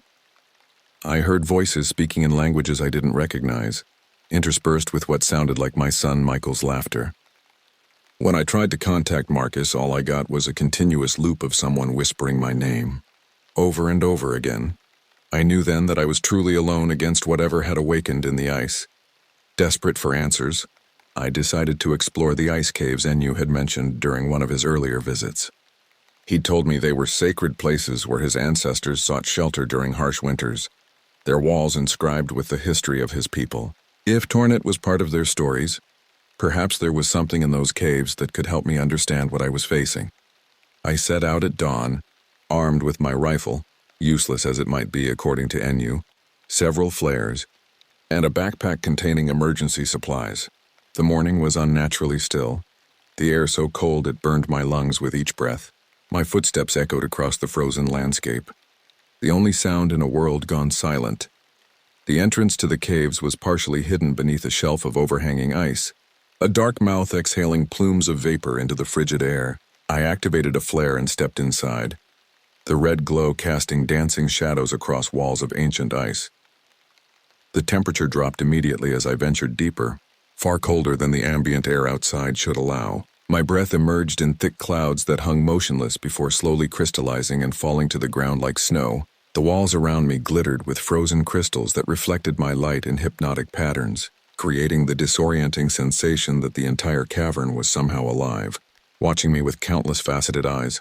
The passage narrowed, then widened into a vast chamber whose ceiling rose beyond the reach of my light. Massive icicles hung from above like crystal teeth, some as thick as ancient redwoods. The floor sloped downward toward a dark pool of liquid that remained unfrozen despite the extreme cold. Another impossibility in this environment. As I circled the chamber, my light fell upon something that made me stumble backward in horror. Human remains, dozens of them frozen into the very walls of the cave. Men, women, even small children perfectly preserved as if they'd been trapped there only yesterday, their faces contorted in expressions of primal terror. I approached the nearest body, that of a man wearing what appeared to be a military uniform from the 1940s. His eyes were open wide, his mouth frozen in a silent scream. One arm extended from the ice as though reaching desperately for escape, fingers curled into claws. What struck me most was the unnatural positioning of his limbs, bent at impossible angles, bones clearly broken in multiple places before death. Beside him was a woman in traditional native clothing, her face painted with symbols I didn't recognize. Her body was similarly distorted, spine arched backward at a severe angle that could only have been achieved through devastating injury. I felt sick as I realized what this meant. These weren't victims of some natural disaster, preserved by chance in the ice. They had been placed here deliberately, arranged like grotesque trophies. The tornado hadn't just killed these people, it had hunted them, broken them, and preserved them as some kind of macabre collection. Before leaving the chamber, I noticed strange markings carved into the ice walls near the bodies, symbols that resembled no language I'd ever encountered. They formed spiraling patterns that seemed to pulse and shift when viewed from different angles, creating the nauseating illusion of movement. I photographed as many as I could, hands trembling so badly I could barely operate the camera. As I turned to leave, my light swept across something that stopped me cold, a crude painting on the far wall, ancient beyond reckoning. It depicted tall, elongated figures surrounding small human forms. The taller beings were shown with one hand extended toward the sky, where a spiral symbol dominated the scene. Beneath the painting, more recent carvings showed similar creatures emerging from what appeared to be melting ice, their arms reaching for fleeing human figures, a warning. Passed down through generations, when the ice melts, they return. I made my way back to the station as quickly as possible, constantly checking over my shoulder, unable to shake the feeling that something was following just beyond the reach of my vision. The wind had picked up again, carrying with it that same strange moaning sound I'd heard before. Upon my return, I found Enyu waiting for me, his face even grimmer than during our last meeting. He carried a weathered leather folder filled with yellowed documents, government records from 1943, marked with military classification stamps that had long since expired. These were my grandfather's, he explained, spreading the papers across my desk. He was translator for Army during war. These reports were hidden, buried in archives. I have contact who found them for me. The documents detailed a military exercise gone horribly wrong in the winter of 1943. A squad of 14 soldiers had been sent to establish a weather monitoring station near our current location. Within days of their arrival, they began reporting strange sightings, massive footprints in the snow, equipment that froze solid despite being kept in heated tents, and unexplained deaths. The files described 3 soldiers found frozen to death inside their tent. Despite the stove still burning when they were discovered, their bodies showed unusual breakage patterns consistent with being crushed by tremendous force, yet there were no external wounds. Another soldier vanished while on patrol, only to be found 2 days later suspended upside down from an ice formation, his body completely drained of blood through small, precise incisions. Most disturbing were the photographs attached to the reports, grainy black and white images showing exactly the same type of creature I'd encountered. In one photo, the thing stood at the edge of an ice field, its proportions making the military jeep in the foreground look like a child's toy. They tried to fight it, Enyu said quietly. They used guns, grenades, even flamethrowers. Nothing worked. It killed them one by one until only the commander remained. His final report described a storm that followed him for miles, a blizzard that seemed to think. The commander's last communication was a hastily scrawled note. It is intelligent. It learns, God help us all. According to the documents, The military subsequently classified the entire incident and abandoned the area, citing unsuitable terrain for strategic operations. No further expeditions were authorized. The Tornat, or the Frostwalker, as these papers call it, isn't just a predator, NU continued. It's something ancient and patient. The documents suggest it wakes during warm periods, hunting to prepare for its next hibernation cycle. It needs organic material with specific properties to survive the long freezing. Is there any way to kill it? I asked, my voice barely audible. NU hesitated before answering. Heat, he said finally, and salt. The soldiers discovered this by accident when one managed to wound it with a flare gun. Their scientific officer theorized that its cellular structure is similar to ice itself, but far more complex. Extreme heat disrupts its ability to maintain cohesion, and salt, like what we use on icy roads, prevents it from reforming. It wasn't much, but it was something, a weakness I could potentially exploit. I decided then that I wouldn't wait passively for rescue or death. I would fight back. I spent the remainder of the day rigging heating elements around the station's perimeter, creating a thermal barrier using parts scavenged from spare equipment. I also prepared buckets of heavily salted water, positioning them near every entrance. The salt supplies meant for keeping pathways clear during winter would serve a different purpose now. Marcus called in that evening as usual, his voice steady despite my increasingly desperate situation. Kate, he said after I'd explained my preparations, you need to get out of there. Forget the research, forget the station. Just grab what you can carry and start hiking south. I can have a team meet you halfway. I can't, I replied firmly. If this thing gets out of the valley, who knows what it might do? The thaw is accelerating. There could be more of them waking up. Someone needs to document this to warn people. Marcus didn't argue, but I could hear the worry in his voice as he signed off. I wondered if I'd ever speak to him again. As night fell, I positioned myself in the observation room with a clear view of the surrounding terrain. Hours passed in tense silence as I watched the moonlight cast long shadows across the ice field. Nothing moved. Even the wind had died completely, creating an unnatural stillness that pressed against my ears like physical pressure. I must have dozed off briefly because I jerked awake suddenly, every nerve in my body screaming danger. Something had changed. The air inside the station had grown so cold that ice crystals formed on the inner walls, creeping across the surface in fractal patterns that seemed to form and reform into faces. My son's face, my ex-husband's, Marcus's, all watching me with empty, accusatory eyes. Then I heard it, a sound no human throat could produce. A deep, resonant call that vibrated through the station's structure, rattling equipment and shattering a coffee mug that sat on the desk beside me. It was coming. And somehow I knew it wasn't hunting for food anymore. It was hunting for me. That night, the storm came. It began with a low rumble that shook the station's foundations, a sound more felt than heard, like the heartbeat of some colossal beast. Then the wind rose with unnatural speed, howling around the building with a voice that seemed to form words just beyond the threshold of comprehension.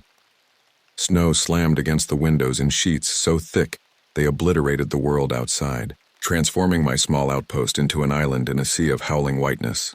The temperature plummeted so rapidly that frost formed on the inside of the glass, creeping across the surface in patterns too orderly to be natural, geometric shapes that resembled the strange symbols I'd seen carved in the ice cave. I monitored the thermal perimeter I'd established, watching the readouts fluctuate wildly as the external temperature dropped beyond the equipment's ability to measure. The heating elements strained against the cold, many of them failing as their components froze and shattered. Hours passed in tense silence. I positioned myself near the main control panel, a bucket of salt water within reach, my father's old revolver in my coat pocket. Useless against the creature, perhaps, but its weight provided some small comfort.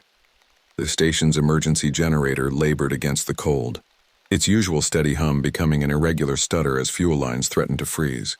If it failed, the heating system would follow, and I knew that would be the end.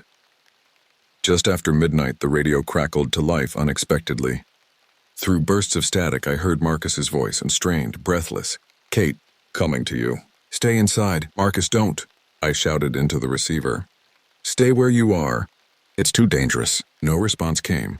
Only a sustained burst of static followed by silence. At 2:17 a.m., the first attack came.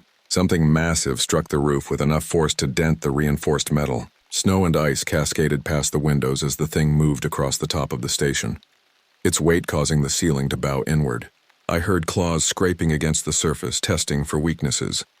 Then came the tapping, steady, rhythmic impacts against the walls and windows. Not random destruction, but deliberate communication. Tap, tap, tap. Pause. Tap, tap, tap. It went on for nearly an hour, moving around the perimeter, always the same pattern. I realized with growing horror that it was mimicking the Morse code signal for SOS. It was learning, adapting, using human patterns against me. The attacks intensified as the night progressed. The creature seemed to be testing each section of the station, searching for structural weaknesses. The noise was psychological warfare as much as physical. Sometimes deafening impacts that made the walls buckle, other times barely audible scratching that set my teeth on edge. At 4:38 a.m., one of the perimeter sensors went dead. Then another. Something was methodically disabling my defenses.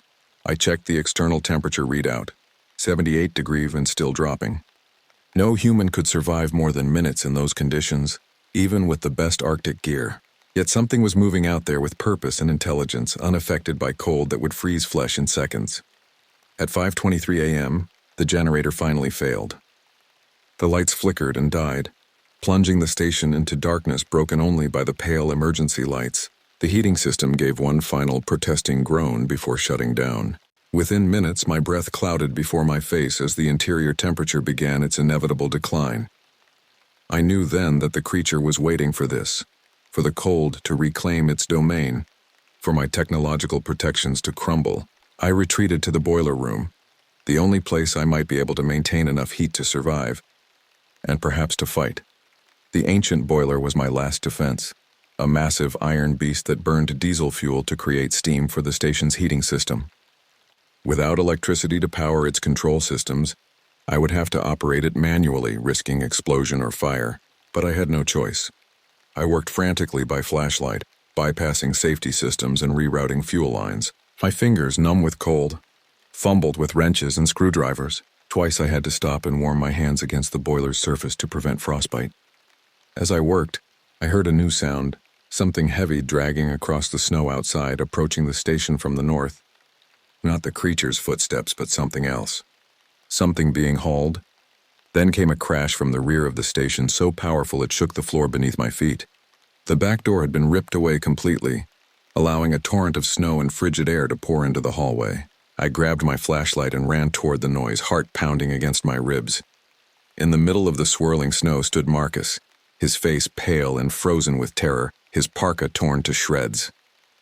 Blood had frozen in dark trails down his face and neck. Before I could speak, he collapsed onto the floor, his breath coming in ragged gasps. "It followed me," he whispered, his voice barely audible over the howling wind. "Used me to find you." His skin was covered in frostbite, blackened patches spreading across his cheeks and forehead like ink spilled on paper. His eyes were wide with a fear beyond anything I'd ever seen in a human face. "It's here," he managed before his body went rigid, a final shuddering breath escaping his lips. I barely had time to process what had happened before another crash echoed through the station, this time from the front entrance. The creature had breached both access points, cutting off any possibility of escape. It was inside. I ran toward the boiler room, my only hope now to lure the creature into a space I could superheat. As I sprinted through the darkened hallways, I heard it moving behind me. Not the thunderous pursuit I expected, but something more deliberate and terrifying. It wasn't rushing. It didn't need to. The station's interior had already transformed into an Arctic landscape. Ice coated the walls and floor, making each step treacherous. My breath emerged in thick clouds that hung motionless in the air before slowly crystallizing and falling like snow. The creature's presence was changing the physical properties of the environment itself. I reached the boiler room and slammed the door shut, knowing it wouldn't hold for long. The temperature inside was marginally warmer thanks to the massive iron boiler, which still retained some heat. I cranked the manual valves to their maximum settings, bypassing every safety mechanism. The ancient machine groaned in protest as pressure built beyond recommended levels.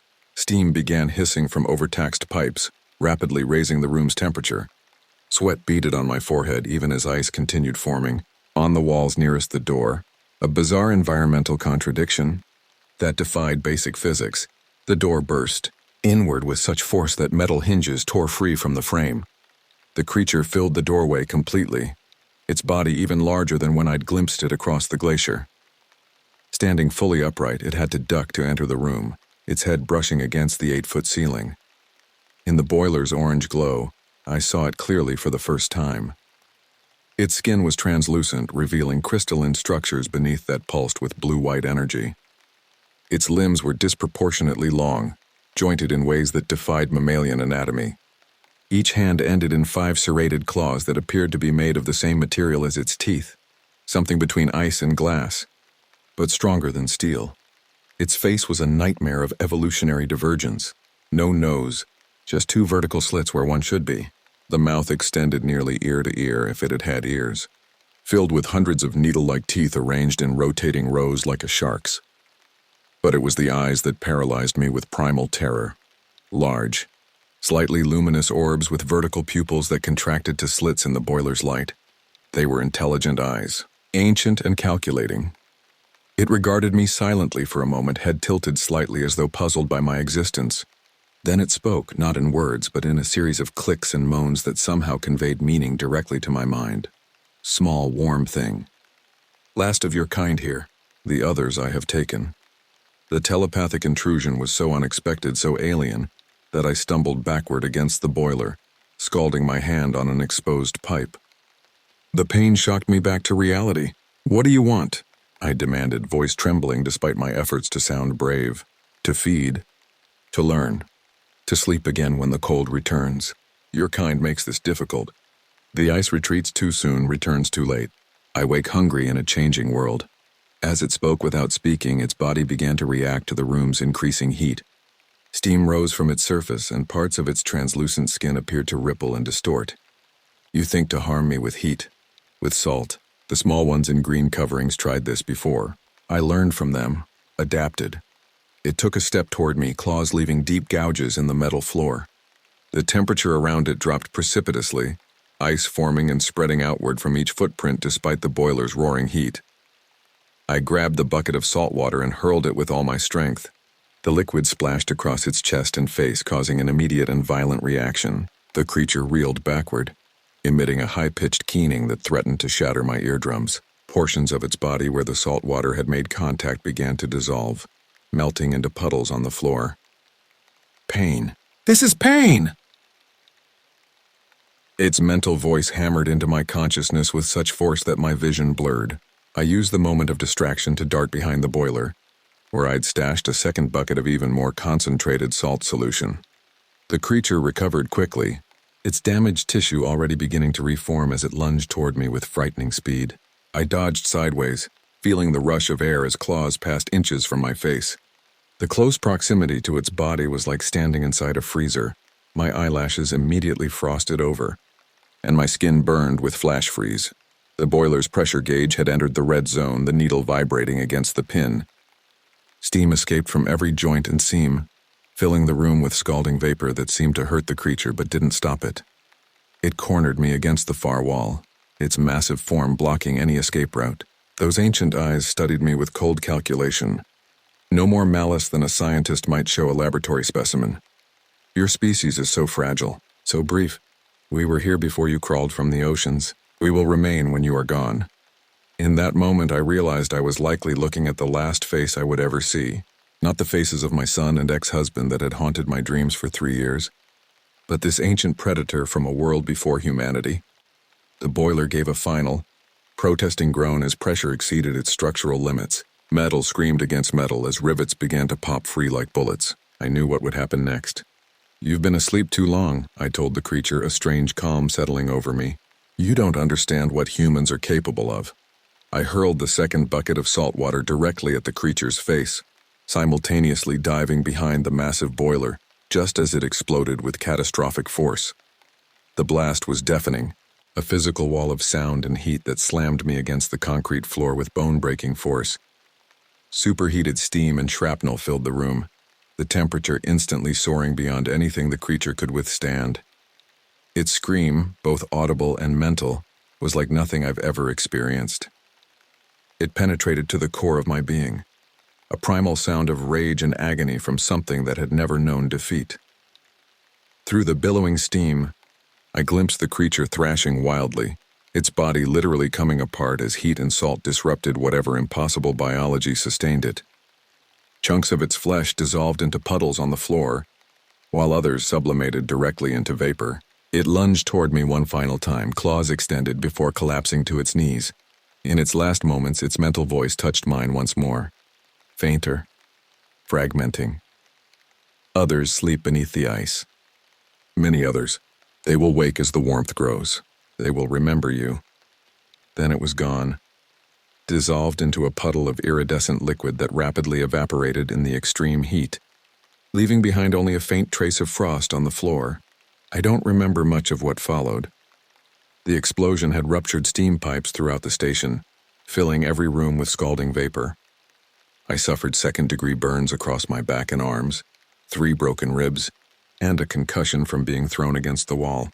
Somehow, I managed to shut down the remaining fuel lines to prevent fire from consuming what remained of the station.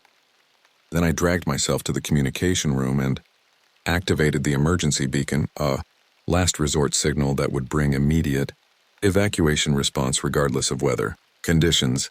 The station was eerily quiet after the battle. The creature's remains had evaporated completely, leaving no physical evidence of its existence. Marcus's body lay in the hallway where he had fallen, his face frozen in that last expression of terror. I couldn't stop replaying his final words in my head. It's here. He had come to warn me, and it had cost him his life. Jack Ryder was still alive, barely. The rescue team reached him the next morning, evacuating him from his crashed helicopter. His injuries were severe. Frostbite had claimed most of his fingers, and he suffered extreme hypothermia. According to the medical reports, he couldn't stop mumbling about ice that moves and eyes in the storm. He would never fly again. Enyu had vanished completely. I searched for him after the rescue team arrived, but there was no trace of him anywhere. It was as if the storm, or something within it, had swallowed him whole.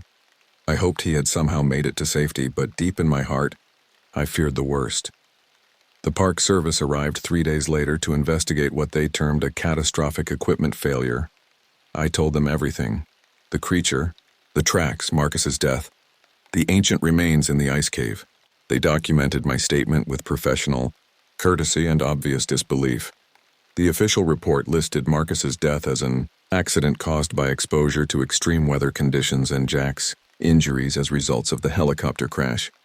The station's destruction was attributed to boiler malfunction due to improper maintenance. No mention was made of the creature or the strange phenomena I'd documented. No explanation was offered for the unusual ice formations or the complete absence of wildlife. Science has no category for tornad or frostwalkers. Before they left, I showed the investigators something I'd found near the glacier edge 2 days after the battle. Tiny embryonic ice formations scattered across the valley floor like seeds waiting for spring. They looked harmless at first glance, just unusual crystalline structures emerging from the melting permafrost. But when I examined them under my portable microscope, I saw something chilling, microscopic cellular structures identical to those I'd observed in samples taken from the creature. They were dormant now, but alive in some fundamental sense, waiting for the right conditions to develop. It wasn't over. The warming temperatures were waking more of them. The first had been an outlier, a solitary scout awoken prematurely by an unusually early thaw. But others would follow as the climate continued its inexorable warming trend. The rescue team ordered me to evacuate immediately. I refused. Someone needs to monitor this, I told them. Someone who knows what to look for. They thought I was suffering from trauma and isolation, that my experiences were delusions born of grief and extreme conditions. Perhaps they were right. Perhaps I imagined everything. The creature, its mental voice, the impossible biological structures under my microscope. But I don't think so. As the rescue team drove away, I stood alone on the edge of the glacier, staring out at the vast expanse of white. The wind carried with it a faint echo of something primal and ancient. A world before humans. A time when creatures like the Tornat ruled a planet locked in ice. My son and ex-husband died because I wasn't there when they needed me. Marcus died because I was too stubborn to leave when I should have. I won't make the same mistake again. The thaw continues. The ice retreats a little more each year, and beneath it they wait, patient predators from a forgotten age, stirring in their frozen sleep as warmth penetrates their ancient sanctuary. I've established a new research station 2 miles south of the original site. On paper, I'm conducting climate studies and tracking glacial retreat patterns. In reality, I'm watching for signs, unusual ice formations, unexplained cold spots, the unnatural silence that precedes their awakening. I've prepared this time. Heat weapons, salt-based chemical compounds, early warning systems. I don't know if it will be enough when they rise in numbers, but I'll be ready to fight. Because I've learned something the Tornit don't yet understand. Humans are predators too. We've survived ice ages, mega eruptions, and our own destructive tendencies. We adapt, we learn, we remember, and I remember everything.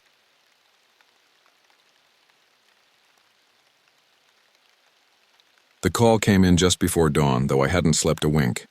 Night shifts in small-town Pennsylvania didn't usually mean much beyond drunks and the occasional domestic dispute, but something felt off about this one. A farmer named Joel Rentoul, a decent enough guy who lived on the outskirts, called in to report his livestock had been slaughtered. That didn't sound too out of the ordinary. Coyotes were known to pick off a few sheep every now and then, but Joel was frantic, said the scene looked like a massacre, not an animal attack. I'm Finn Walters, and I've been a cop in this town for close to 20 years. I've seen just about everything. Accidents, petty thefts, the rare meth lab bust. But nothing ever prepared me for what I found at Rentoul's farm that morning. The roads were quiet, lined with oaks that cast long shadows in the early light. The air was thick with the scent of damp earth, and as I pulled up to the farm, I noticed the old windmill creaking lazily in the breeze. Rentoul was standing by the barn, his face pale and eyes wide. He was a big man, but today he looked smaller somehow. "They're all dead," he said as I stepped out of the patrol car. "Every last one." I nodded, more out of habit than anything. "Show me." He led me around the back of the barn to the pasture. I'd seen dead animals before, sure, but this was something else. The sheep were strewn across the field, bodies torn apart as if some beast had played with them before deciding they weren't worth the trouble. Blood soaked the earth, painting it a dark, muddy brown. I crouched down beside one of the carcasses, my fingers brushing against the ragged edges of what used to be a neck. "No coyote did this," I muttered. "Damn right it didn't," Joel replied. "I don't know what kind of creature it was, but it was no coyote. Did you hear anything last night?" Joel shook his head. "Nothing unusual. But the dogs, they were barking like mad. Then, just before dawn, it all went quiet. That's when I found them." I stood surveying the field. Whatever did this had strength, and a lot of it. The question was, what kind of animal could rip through a whole flock of sheep like this? I'd heard stories about mountain lions making their way down into the farmlands, but there were no signs of that here. No tracks, no scat, nothing. As I continued to inspect the scene, something caught my eye. About 50 yards away, near the tree line, there was a disturbance in the grass. I motioned for Joel to follow me as I walked over. The ground was uneven, like something heavy had been dragged across it. "Stay back," I told Joel as I unholstered my sidearm and moved closer to the trees. My pulse quickened. This wasn't normal. Not at all.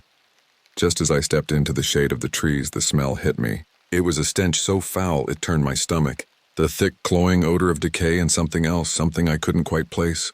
I followed the scent deeper into the woods, stepping over broken branches and matted grass until I found it. At first, I didn't know what I was looking at. It was just a mound of flesh and bone, mangled beyond recognition. But as I leaned in closer, my heart skipped a beat. The remains weren't animal. I stumbled back, nearly tripping over a tree root as the realization set in. The body was human, or what was left of it.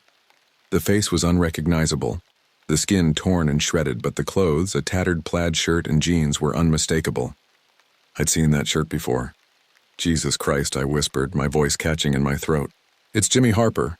Jimmy was a local handyman, a quiet guy who mostly kept to himself. He'd been missing for a week, but no one thought much of it. People come and go in small towns, but this was no ordinary disappearance. Something had done this to him. Something with an appetite far beyond the usual predators. I called it in, and within an hour, the place was swarming with state police and investigators. They cordoned off the area, took photos, collected samples, but nobody had any answers. The only thing we knew for certain was that Jimmy hadn't been killed here. He'd been dragged from somewhere else, and whatever had done it didn't care who or what got in its way. The medical examiner, Dr. Sarah Lowell, a transplant from Pittsburgh who never quite adjusted to our small-town pace, looked grim as she examined what remained of Jimmy. "These wounds," she said, pointing to the ragged edges of flesh. "They're not consistent with any predator I've ever seen. The tearing pattern is all wrong. What are you saying, Doc?" I asked, dreading the answer. She looked up at me, her eyes cold and clinical. "I'm saying whatever did this wasn't just hungry, Finn. It was deliberate." I felt a chill run down my spine despite the morning sun now beating down on the field. "Deliberate how?" "The way the body is torn apart. It's methodical. Some parts were clearly sampled." She swallowed hard. "And look at these marks here." She pointed to a series of deep gouges in what remained of Jimmy's chest cavity. "Those aren't teeth marks. They look more like fingers, long, sharp fingers." The next few days were a blur of interviews, reports, and sleepless nights. Rumors spread like wildfire, talk of wild animals, escaped convicts, even supernatural creatures. But I knew better. There was something out there, something real and dangerous. The town was on edge, and it was my job to keep them safe. But I didn't know how. Chief Morgan, a man whose permanent scowl seemed etched into his leathery face, called me into his office 3 days after we found Jimmy. "This is bad business, Walters," he said, not looking up from his paperwork. "Real bad. People are scared." "I know, Chief. We're doing everything we can." He finally looked up, his pale blue eyes piercing. "Are we? Because all I'm seeing is a whole lot of nothing. No suspects, no leads, just a bunch of scared folks and dead animals."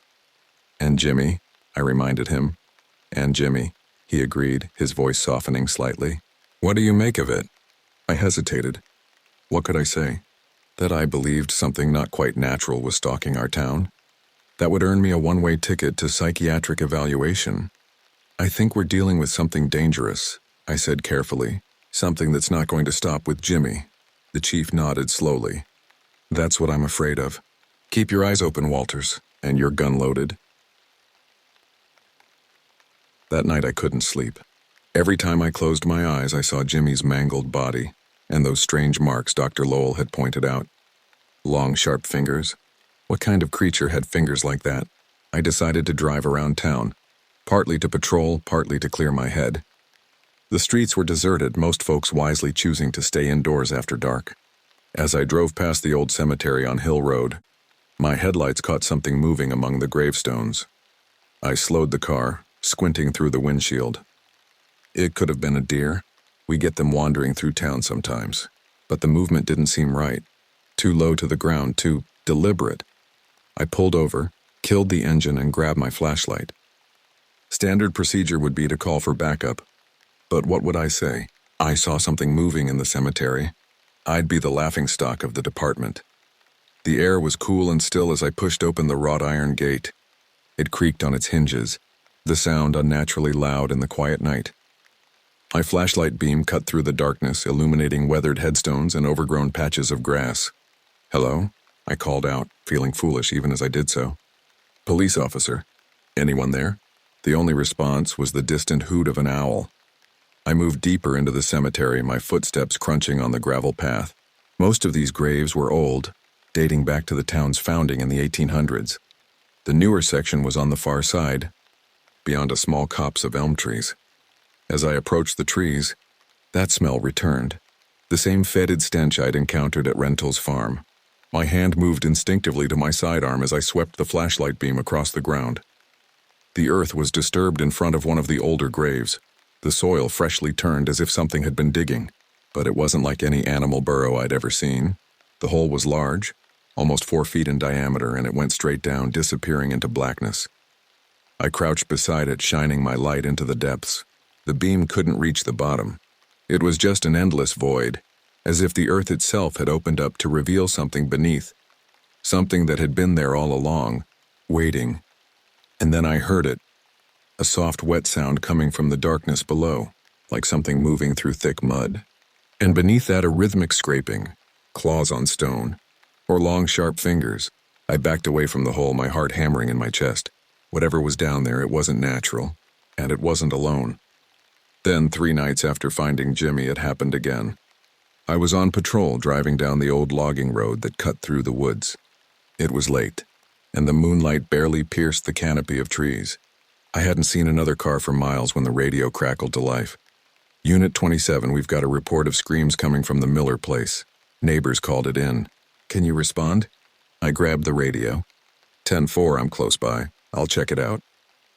The Miller place was an old farmhouse at the edge of town, long abandoned after old man Miller passed away. Kids would dare each other to go there, but nobody actually did. It was just one of those places with a reputation. A bad one. What neighbors had called in the screams? The nearest house was a quarter-mile away. The isolation of the place suddenly felt oppressive as I pulled up the overgrown driveway, my headlights catching the peeling paint and broken windows of the farmhouse. When I arrived, the house was dark, the windows broken and the door hanging off its hinges. I drew my gun and approached cautiously. There was no sound, no movement, just the creak of the floorboards as I stepped inside. "Police," I called out, my voice echoing through the empty halls. "Is anyone here?" No answer, just silence. I moved through the house, clearing each room as I went. It was the same as I remembered, dusty, empty, lifeless. But as I reached the basement door, I heard it, a low, guttural noise coming from below. "Who's there?" I demanded, but again, no response. I pushed open the door, gun raised as I descended the creaky steps. The air grew colder with each step and the smell returned. Rotten, putrid death. When I reached the bottom, my flashlight cut through the darkness, revealing the source of the smell. In the center of the basement, there was a hole, deep, wide, and lined with dirt. The edges were clawed and raw, as if something had burrowed its way up from the ground. And lying at the bottom of the hole, covered in blood and dirt, was the body of a woman, Marcy Lawson, another missing local. I barely had time to process what I was seeing before something moved in the darkness. A shadow, large and hunched, skittered across the far wall. My flashlight caught it just for a second, a glimpse of matted fur, long limbs, and teeth. I fired, but the thing moved too fast. It lunged at me, knocking me to the ground, and I felt claws digging into my side. I kicked and scrambled to my feet, but it was gone, retreating back into the shadows, into the earth. I called for backup, and they found me there, bloody and shaken, with the bodies of Marcy and 2 others finally uncovered. The town was shaken, but the officials had their explanation, some kind of deranged animal. They organized a hunt, set up traps, but nothing was ever caught. But I knew. It wasn't just an animal, and it wasn't gone. Whatever it was still out there, somewhere in the dark places where no one dares to go. Dr. Lowell stitched up my side at the clinic, her hands steady despite the late hour. "You're lucky," she said, tying off the last suture. "Whatever got you missed anything vital. But these wounds, what about them?" I asked, wincing as she applied antiseptic. "They're similar to what I saw on Jimmy and Marcy. Long, parallel lacerations, like claws but with a deliberate pattern." She looked up at me, her face grim. "Finn, what exactly did you see down there?" I hesitated. How could I describe something I'd only caught a glimpse of? A shadow with teeth? A nightmare made flesh? "It was fast," I said finally. "Big but fast. Hunched over. And the teeth." I trailed off, remembering the flash of yellowed fangs in the beam of my flashlight. They weren't like anything I've ever seen before. Sarah nodded, her lips pressed into a tight line. "The bodies, they're showing signs of consumption. Specific organs removed. It's like whatever is doing this is feeding, selectively." A chill ran down my spine. "What kind of animal does that?" "That's just it, Finn. I don't think we're dealing with an animal. Not in the conventional sense." The next morning, the town council called an emergency meeting. The high school gymnasium was packed, every chair filled with more people standing along the walls. The fear was palpable, hanging in the air like a thick fog. Mayor Wilson, a short man with a perpetual nervous smile, stood at the podium looking anything but happy. Chief Morgan stood beside him, arms crossed, face set in its usual scowl. "Now, folks," the mayor began, his voice wavering slightly, "I know there's been a lot of talk going around about what happened at the Miller place. I want to assure you that the situation is under control." A murmur ran through the crowd. No one believed him. "We've brought in experts from the state wildlife department," he continued. "They believe we're dealing with a rogue mountain lion or possibly a bear that's developed a taste for livestock. They've set traps throughout the woods, and we've issued a curfew for everyone's safety." "What about Jimmy and Marcy?" someone called from the back. "Did a mountain lion drag them into that basement too?" The mayor's smile faltered. Now, we don't know all the details yet. Bullshit! The voice came from Joel Rental, who had pushed his way to the front. I saw what it did to my sheep. No mountain lion does that. No bear either. And it sure as hell doesn't dig holes and hide bodies. The crowd grew louder, voices overlapping as fear turned to anger. I stood at the back, watching it all unfold, my side throbbing beneath my bandages. Chief Morgan stepped forward, raising his hands for silence. All right, that's enough. We understand you're scared. Hell, we all are. But panic isn't going to help anyone. He gestured to me. Officer Walters here encountered whatever is responsible for these attacks. He's been tracking it, and with the help of the wildlife experts, we will find it and put it down. In the meantime, I need everyone to stay calm, stay indoors after dark, and report anything suspicious immediately. All eyes turned to me, and I felt a weight settle on my shoulders. I hadn't been tracking anything. I'd stumbled onto it by chance, and it had nearly killed me. But looking at those frightened faces, I knew they needed something to believe in, someone to trust. We're doing everything we can, I said, the lie bitter on my tongue. Just stay safe and let us handle this. After the meeting, as people filed out of the gymnasium, Mrs. Harper, Jimmy's mother, approached me. She was a small woman, bent with age and grief, her eyes red-rimmed from crying. Officer Walters, she said, her voice barely above a whisper. They won't tell me what happened to my Jimmy, not really. But you were there. You saw, I swallowed hard. How could I tell her what had become of her son? How could I describe the mangled remains I'd found in those woods? Mrs. Harper, please, she cut me off. I need to know. Was it quick? The mercy of a lie seemed the only kindness I could offer. Yes, ma'am. It was very quick. He wouldn't have suffered. She nodded, tears welling in her eyes. Thank you, and will you find what did this? Will you make it pay? I looked into those tearful eyes and made a promise I wasn't sure I could keep. Yes, ma'am. I will. That night I sat at my kitchen table, maps spread out before me. The attacks so far had been concentrated in the northern part of the county. Rental's farm, the Miller place, and the old cemetery where I'd found the hole. There was a pattern here, but I couldn't see it yet. The phone rang, startling me from my thoughts. It was Sarah Lowell.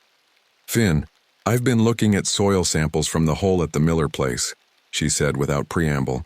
There's something strange about them. Strange how? I asked, reaching for a pen. The composition isn't right. There are trace elements that shouldn't be there, at least not in those concentrations. And there's something else, organic material embedded in the soil. Old, very old. What kind of organic material? That's just it, I'm not sure. It's like nothing I've ever seen before. The cellular structure is wrong. I've sent samples to a colleague at the university, but it could be days before we hear back. I sighed, rubbing my eyes. We might not have days, Sarah. I know. She paused, and I could hear the hesitation in her voice. Finn, have you ever heard of the hollow earth theory? Can't say that I have. It's an old idea, mostly discredited now. The belief that there are vast caverns beneath the earth's surface, possibly inhabited by things, creatures that have evolved separately from the surface world. I almost laughed, but the image of that hole in the Miller Place basement flashed in my mind. You're not seriously suggesting... I'm not suggesting anything, she cut me off. I'm just saying that there are old stories, legends really, about things that come up from below.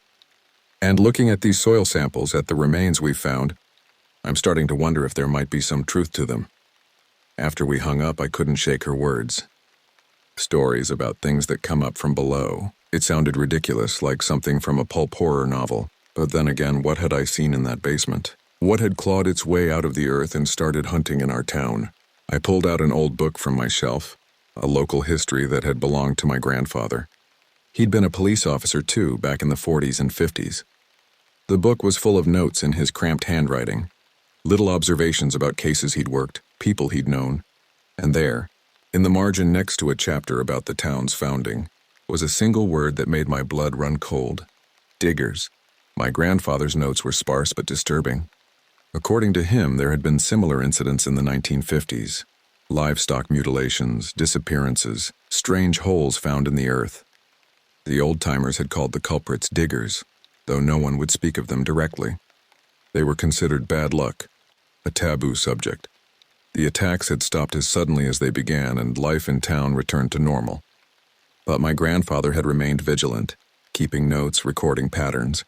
He believed the diggers, whatever they were, operated in cycles, emerging every few decades to feed before retreating back beneath the earth. If he was right, they were right on schedule.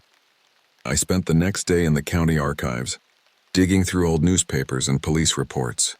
And there it was, a pattern repeated through history. 1898, 1952, and now 2025. Each time, the same signs. Mutilated livestock, missing persons, strange holes appearing in the earth. But in 1952, there had been something else, a name. Martin Thorne, a local hunter who had claimed to kill one of the creatures. He'd described it as neither man nor beast, but something in between. A thing of claws and hunger that walked on two legs but moved on all fours. Thorne had become a local hero for a time, celebrated for ending the killings. But according to later reports, he'd grown paranoid, insisting that there were more of the creatures, that they were watching him, waiting. He'd been found dead in his cabin 6 months later. His body badly decomposed, but with clear signs of the same distinctive wounds seen on the other victims. The diggers had taken their revenge. As I drove home that evening, the sun sinking below the horizon, painting the sky in shades of red and gold, I couldn't shake the feeling that I was being watched. The woods that lined the road seemed darker somehow, deeper, as if they concealed secrets that had been hidden for generations. I was so lost in thought that I almost missed it. A figure standing at the edge of the trees. I slammed on the brakes, the car skidding slightly on the gravel shoulder. At first I thought it was a deer, or maybe a bear standing on its hind legs. But as I peered through the gathering darkness, I realized it was something else entirely. It stood on two legs, but hunched forward, its arms too long, hanging past what should have been knees. Its skin, if you could call it that, was a mottled gray-brown like the color of the earth after a heavy rain. And its face. I couldn't make out details in the fading light, but I could see eyes reflecting my headlights, glowing like embers in the dark. I reached for my gun, but before I could even draw it, the thing was gone, melting back into the trees with a fluid grace that belied its awkward appearance. My hands were shaking as I put the car back in drive. It had seen me, and worse, it had wanted me to see it. This wasn't a random encounter, it was a message. The diggers knew I was looking for them. When I got home, I found Sarah Lowell waiting on my porch, a thick folder clutched in her hands. Her face was pale, her eyes wide with a mixture of fear and excitement. "I've heard back from my colleague," she said, as soon as I stepped out of the car. "The samples I sent him, Finn, they're not like anything on record. The DNA is, I don't even know how to describe it, alien but not extraterrestrial, more like divergent, as if it branched off from the evolutionary tree millions of years ago and developed in isolation." I ushered her inside, locking the door behind us. "I think I saw one of them tonight," I said, pouring us both a stiff drink. "On the road at the edge of the woods." Sarah's hand trembled as she took the glass. "What did it look like?" I described the figure as best I could, the unnatural proportions, the strange fluid movement. "That matches the samples." She nodded. "A creature adapted for life underground. The long arms for digging. The mottled skin to blend with the earth. But that doesn't explain the intelligence, the deliberate nature of the attacks. Maybe they're more than just animals," I suggested, thinking of my grandfather's notes. "Maybe there's something else entirely." "Like what?" "I don't know. But whatever they are, they've been here a long time. Longer than us. And they see this place as their territory." As if to punctuate my words, a long, mournful howl echoed from somewhere in the distance. It wasn't like any animal call I'd ever heard. Not a wolf, not a coyote, but something deeper, more resonant. A sound that seemed to vibrate up through the floorboards rather than travel through the air. Sarah's face went even paler. "That's not normal." "No," I agreed, moving to the window and peering out into the darkness. "It's not. What do we do?" she asked, her voice small in the quiet house. I thought of Martin Thorne, the hunter who'd killed one of the diggers only to fall victim to their revenge. I thought of Mrs. Harper, asking me to make her son's killers pay. I thought of the hole in the Miller Place basement leading down into darkness. "We find where they're coming from," I said finally, "and we seal it off." The next morning I met with Chief Morgan and explained my theory. To his credit, he listened without interrupting, his face growing grimmer with each detail. "This is insane, Walters," he said when I finished. "Underground monsters? Ancient creatures attacking our town? Do you know how this sounds? I know exactly how it sounds, Chief. But it's the only explanation that fits all the evidence. These aren't normal animal attacks. These aren't normal disappearances. Something is hunting in our town, something that knows what it's doing. He sighed, rubbing his face with his hands. Even if I believed you, and I'm not saying I do, what exactly are you proposing? That we go hunting for these diggers? No, I think that would be suicide. But we need to find where they're coming from and seal it off. The holes, the tunnels, they all have to lead somewhere. If we can find the main entrance and collapse it, maybe we can trap them underground. And how do you suggest we find this entrance? I spread out a map of the town and surrounding areas. The attacks have all been concentrated here, in the northern part of the county. If we overlay this with geological survey maps, look for cave systems, old mines, anything that might provide access to whatever's below. Chief Morgan studied the map, his frown deepening. The old quarry, he said finally, pointing to a spot just beyond the town limits. It was abandoned in the 70s. Deep pit, lots of tunnels from the mining operations.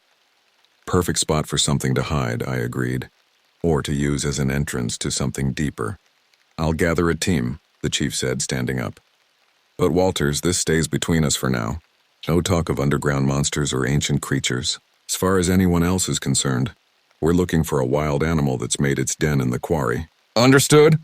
Understood, Chief. As I turned to leave, he called after me. And Walters, be careful. If you're right about these things, they won't go quietly. That afternoon, a team of 6 officers, including myself, Chief Morgan, and 2 state wildlife experts, headed out to the old quarry. The place was a gaping wound in the earth, a pit nearly 100 feet deep with sheer walls of exposed rock. At the bottom, partially filled with stagnant water, were the entrances to several mine shafts that had been sealed off when the quarry was abandoned. Or at least, they were supposed to have been sealed off. As we made our way down the steep path to the quarry floor, I noticed that one of the mine entrances had been cleared. The concrete barrier that should have blocked it was broken, chunks of it scattered across the ground as if something had smashed through from the inside. Chief, I called, pointing to the broken barrier. Look at that. Chief Morgan's face hardened. Everyone stay alert. We don't know what we're dealing with here. We approached the mine entrance cautiously, weapons drawn. The opening was a black maw in the quarry wall, exhaling a cold, damp breath that carried with it that now familiar stench. Decay and something else. Something ancient and wrong. One of the wildlife experts, a young woman named Martinez, pulled out a device that looked like a radar gun. I'm picking up heat signatures inside, she said, her voice tight with tension. Multiple signatures moving. How many? Chief Morgan asked. Martinez shook her head. Hard to say. The readings are jumbled, but more than 3, less than 10, I'd guess. All right, the chief said, his voice steady despite the circumstances. We go in, we confirm what we're dealing with, and we get out. Then we call in reinforcements and proper equipment to seal this place up. No heroics, understand? We all nodded, though I couldn't shake the feeling that we were making a terrible mistake. These creatures, these diggers, had been hunting in our town for weeks. They were intelligent, methodical, and they knew we were looking for them. Walking into their den felt like walking into a trap, but there was no other way to confirm what we were dealing with. No other way to end the killings. We switched on our flashlights and stepped into the darkness of the mine shaft. The air grew colder with each step, the stench stronger. The walls were rough-hewn, supported by rotting timber beams that creaked ominously above our heads. After about 50 yards, the shaft opened into a larger chamber, what must have been a central hub for the mining operation. But what we saw there wasn't the remains of human industry. The chamber had been transformed. The walls were covered in a strange, glistening substance that pulsed faintly in the beam of our flashlights. The floor was littered with bones, animal and human, arranged in bizarre, almost ritualistic patterns. And at the center of it all, a pit deeper than our lights could penetrate, from which emanated that fetid, ancient smell. Jesus Christ, one of the officers whispered. What is this place? Before anyone could answer, a sound came from the darkness beyond our light, a wet, slithering noise, followed by that same guttural growl I'd heard in the Miller Place basement. We need to leave, I said, backing toward the entrance. Now, but it was too late. Shadows moved at the edges of our light, circling, watching. I caught glimpses of them. Long limbs, mottled skin, eyes reflecting our flashlights like burning coals. The diggers had been waiting for us. Chief Morgan raised his weapon. "Stand your ground. Don't let them surround us." The first attack came from the right, a blur of movement as one of the creatures lunged from the shadows. Officer Reynolds went down with a scream, the thing on top of him, those long, sharp fingers tearing through his vest like it was paper. Gunfire erupted, muzzle flashes lighting up the chamber in stark strobing bursts. I caught clearer glimpses of our attackers now, humanoid but wrong, their bodies twisted and elongated, their faces a nightmare of too many teeth and too few features. They moved with unnatural speed, scuttling across the walls and ceiling like insects. "Fall back," Chief Morgan shouted over the chaos. "To the entrance!" We retreated, firing as we went, dragging the wounded Reynolds with us. The creatures pursued, howling that bone-chilling cry that seemed to vibrate through the very rock around us. I was at the rear, covering our retreat when I felt it, a sudden drop in temperature, as if all the warmth had been sucked from the air. And then from the pit at the center of the chamber, something else began to emerge. It was larger than the others, its skin not the mottled brown of earth, but a pale, sickly white like something that had never seen the sun. Its limbs were longer, more articulated, and its face, what I could see of it in the chaos of the retreating flashlight beams, was almost human, but stretched and distorted, as if viewed through warped glass. This wasn't just a digger. This was something else. Something older. "Run!" I shouted, firing at the pale creature as it pulled itself from the pit. My bullets seemed to have no effect, simply disappearing into its flesh without leaving a mark. We fled back up the mine shaft, the howls of the diggers echoing behind us. Reynolds was unconscious now, blood seeping through his makeshift bandages. Martinez, the wildlife expert, was limping badly, her leg torn open by one of the creature's claws. Somehow we made it back to the quarry entrance, stumbling into the fading daylight. But as we reached the safety of our vehicles, I looked back at the mine entrance and saw it, the pale creature, standing just inside the shadow of the mine shaft, watching us with eyes that glinted like polished obsidian. It raised one long, white hand in what almost seemed like a gesture of farewell, or perhaps a promise. We would meet again. The official report was filed. The bodies were buried, and the town moved on, though none of us would ever really forget. But life continues, and the night patrol goes on. There's no room for fear, no room for hesitation, just the job. And so when the wind howls through the trees, when the night is darker than it should be, I drive those old roads watchful and ready, because there's always something waiting just beyond the light. That's what I tell myself anyway. That's the lie I live with. The truth is, we never went back to that quarry. Chief Morgan suffered a heart attack 3 days after our encounter, and the new leadership wasn't interested in pursuing what they saw as a wild goose chase. The attack stopped, at least for a while, and that was enough for them. Case closed. Move on. Reynolds died from his injuries. Martinez recovered physically but transferred out of the department soon after. The others who had been with us that day never spoke of what we saw in that mine shaft. It was easier that way. Easier to pretend it had been some kind of animal, a bear maybe, or a pack of feral dogs driven mad by disease. But I knew better. I'd seen the pale thing in the pit. I'd felt its cold intelligence assessing us, measuring us, and sometimes in the dead of night I swear I can feel it still, watching from somewhere deep beneath the earth. Sarah Lowell continues her research in secret. She's mapped the soil anomalies throughout the county, tracked the subtle changes in local wildlife behavior. According to her, the diggers haven't left. They've just gone deeper, biding their time. They're expanding, she told me over coffee last week, her voice low despite the nearly empty diner. The tunnel system. It's growing. How can you be sure? I asked, though I already believed her. She slid a folder across the table. Inside were satellite images, ground-penetrating radar scans, geological survey maps. All showed the same thing, a network of tunnels spreading outward from the quarry like the roots of some monstrous tree. They're preparing for something, she said. Something big. I didn't ask what. I didn't need to. The cycles my grandfather had noted, the patterns in the historical records, they all pointed to the same conclusion. What we had experienced was just the beginning, a small taste of hunger before the feast. Last night I dreamt of the pale creature again. In the dream I was back in that chamber beneath the quarry, but alone this time. The creature sat on a throne of bones. its long white fingers drumming against the skull that formed the armrest. It spoke to me in a voice like stones grinding together, a language I shouldn't have understood but somehow did. "Your kind has forgotten," it said, "but we remember. We have always remembered." I woke drenched in sweat, the echo of its voice still ringing in my ears. Outside, the wind howled through the trees, carrying with it a sound that might have been distant crying or laughter. Today I visited Mrs. Harper. She's failing now, her grief having hollowed her out from the inside. But there was something else in her eyes when she looked at me. A knowledge, a resignation. "They're coming back, aren't they?" she asked as I sat beside her bed. "The things that took my Jimmy." I couldn't lie to her. "Not anymore." "Yes, ma'am, I think they are." She nodded slowly. "My grandmother used to tell stories about things that lived in the dark places, things that would come up and take people back down with them." I never believed her. She looked out the window, where the first snowflakes of winter were beginning to fall. I should have listened. "Mrs. Harper, what exactly did your grandmother say about these things?"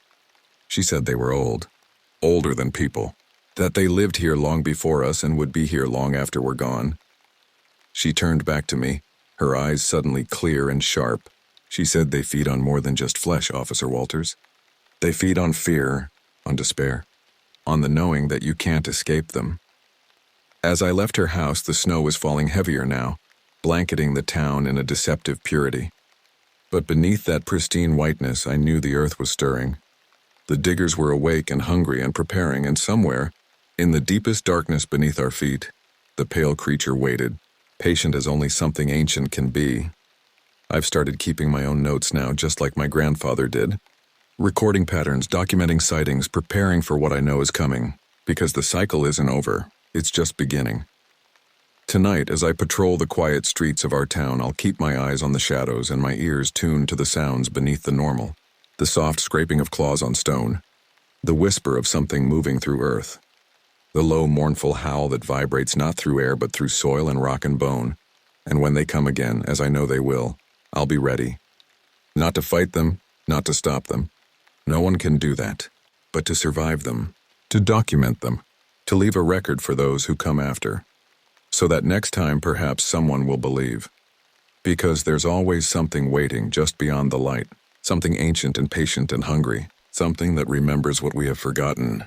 The diggers, the pale creature, the things beneath the soil, they are coming, and all we can do is watch and wait and dread the moment when the earth begins to move.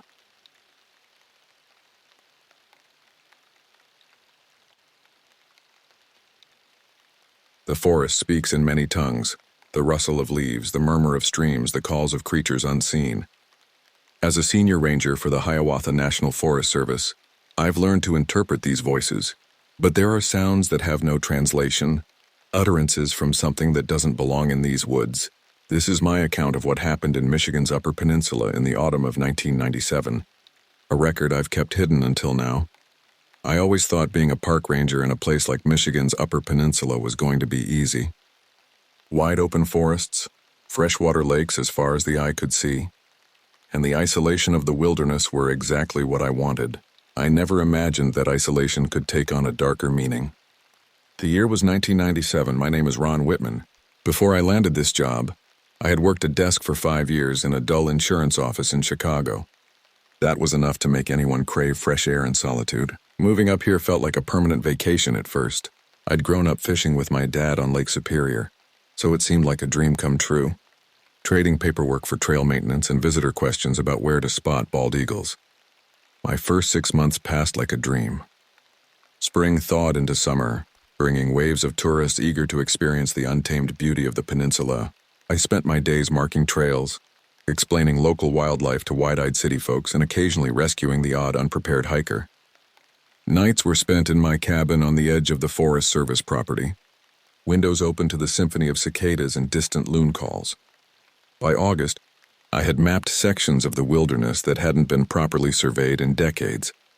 My supervisor, Carl Bergman, a leathery man with 30 years of ranger service behind him, had taken a liking to me. "Whitman," he'd say, slapping my shoulder with calloused hands, "you're taking to this life like you were born for it." I was. The solitude that drove others mad after weeks in the backcountry was a balm to me. The forest became an extension of myself. I could sense changes in weather by the way pine needles shifted. Could tell which animals had passed by reading subtle signs most would overlook.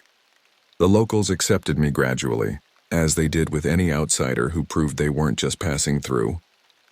I'd join them at Marge's Tavern in the nearby town of Whitefish Harbor on my days off, listening to tales of strange lights over the lake and century-old logging accidents that still haunted these woods. The peninsula keeps its secrets. Old Jim Redpath told me one evening over his third whiskey. Been here since before the first white man set foot, and they'll be here long after we're gone. I remember laughing, thinking he was just spinning yarns for the new ranger. Folklore was rich up here. Stories of Wendigos and phantom ships on Superior, the kind of tales that made tourist campfires more exciting. Late August brought a series of unusual reports. 3 separate hiking groups reported hearing unnatural sounds near the eastern trails. Carl dismissed it as elk or maybe a territorial black bear. Standard procedure was to post notices at trailheads and check the areas for signs of aggressive wildlife. Then came Labor Day weekend, our last major tourist influx before the season wound down. A family of 4 from Wisconsin claimed their campsite had been surrounded by something during the night. Nothing was seen, but their children were hysterical and they packed up at dawn. Something was circling us, the father insisted, his face ashen despite the summer tan, not walking. Not like an animal. It was deliberate. The following week, a backpacker named Daniel Schreiber failed to check in after a planned 3-day solo hike. Search and rescue found his campsite intact. Food hanging properly from trees, tent set up correctly, even his journal open to his last entry. The final words written were, "Third night. The sounds are back. Closer this time. Not animal. Need to investigate." His boots were still there. His backpack. Everything except Daniel himself. I was part of the search team. We combed that area for 8 days before weather forced us to scale back. The official report listed him as missing, presumed injured or disoriented. But there was something unspoken among the rangers. The tracks we found didn't match any known wildlife. Deep impressions that seemed to appear and disappear at random, as if whatever made them could step in and out of our world at will. By mid-September, the tourists had thinned to weekenders and retirees in RVs.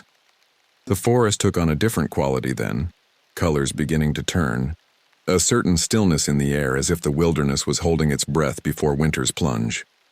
Carl called me into his office on a Thursday morning. His usual jovial demeanor had been replaced by something more somber. "Ron, I need someone to check out the area around Dead Man's Creek," he said, unfolding a topographic map across his desk. "We've had more reports of strange noises, and some hunters found what they described as unusual markings on trees about 2 miles in." "Animal marks?" I asked. Carl hesitated. They said they were too precise, too high up, geometric almost. "Could be kids," I offered. "Plenty of locals know those woods." "Maybe." He didn't sound convinced. "Take the radio, document anything unusual, and be back before dark." As I prepared my gear that evening, I felt an unfamiliar sensation, a prickling at the back of my neck, like someone watching from just beyond the tree line. I shrugged it off, blaming it on the stories I'd heard and the disappearance of Daniel Schreiber. Little did I know that what waited for me in those woods would challenge everything I understood about nature, reality, and what truly lurks in places humans have only tentatively claimed. The trouble started in September, around the time tourists usually began thinning out. That part of the year, it's mostly locals who still camp or hike the remote areas of the woods. I was assigned to check on a couple of trails that had reports of people hearing strange noises. Now, it's not rare for animals to start making a bit of a racket as winter approaches. Elk, for example, can sound pretty eerie if you're not familiar with their bugle calls. I set out at dawn, my government-issue Ford Ranger cutting through the morning mist that clung to the forest floor like phantom fingers. The weather report promised clear skies, but up here Mother Nature made her own rules. A heavy pack sat beside me, extra layers, first aid kit, flares, water purification tablets, enough supplies to last 3 days, though I planned to be back by nightfall.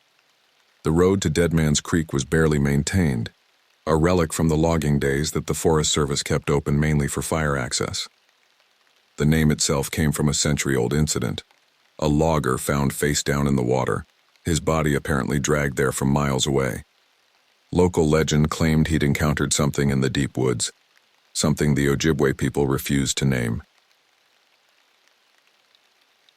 I parked at the trailhead and checked my watch, 6:48 a.m.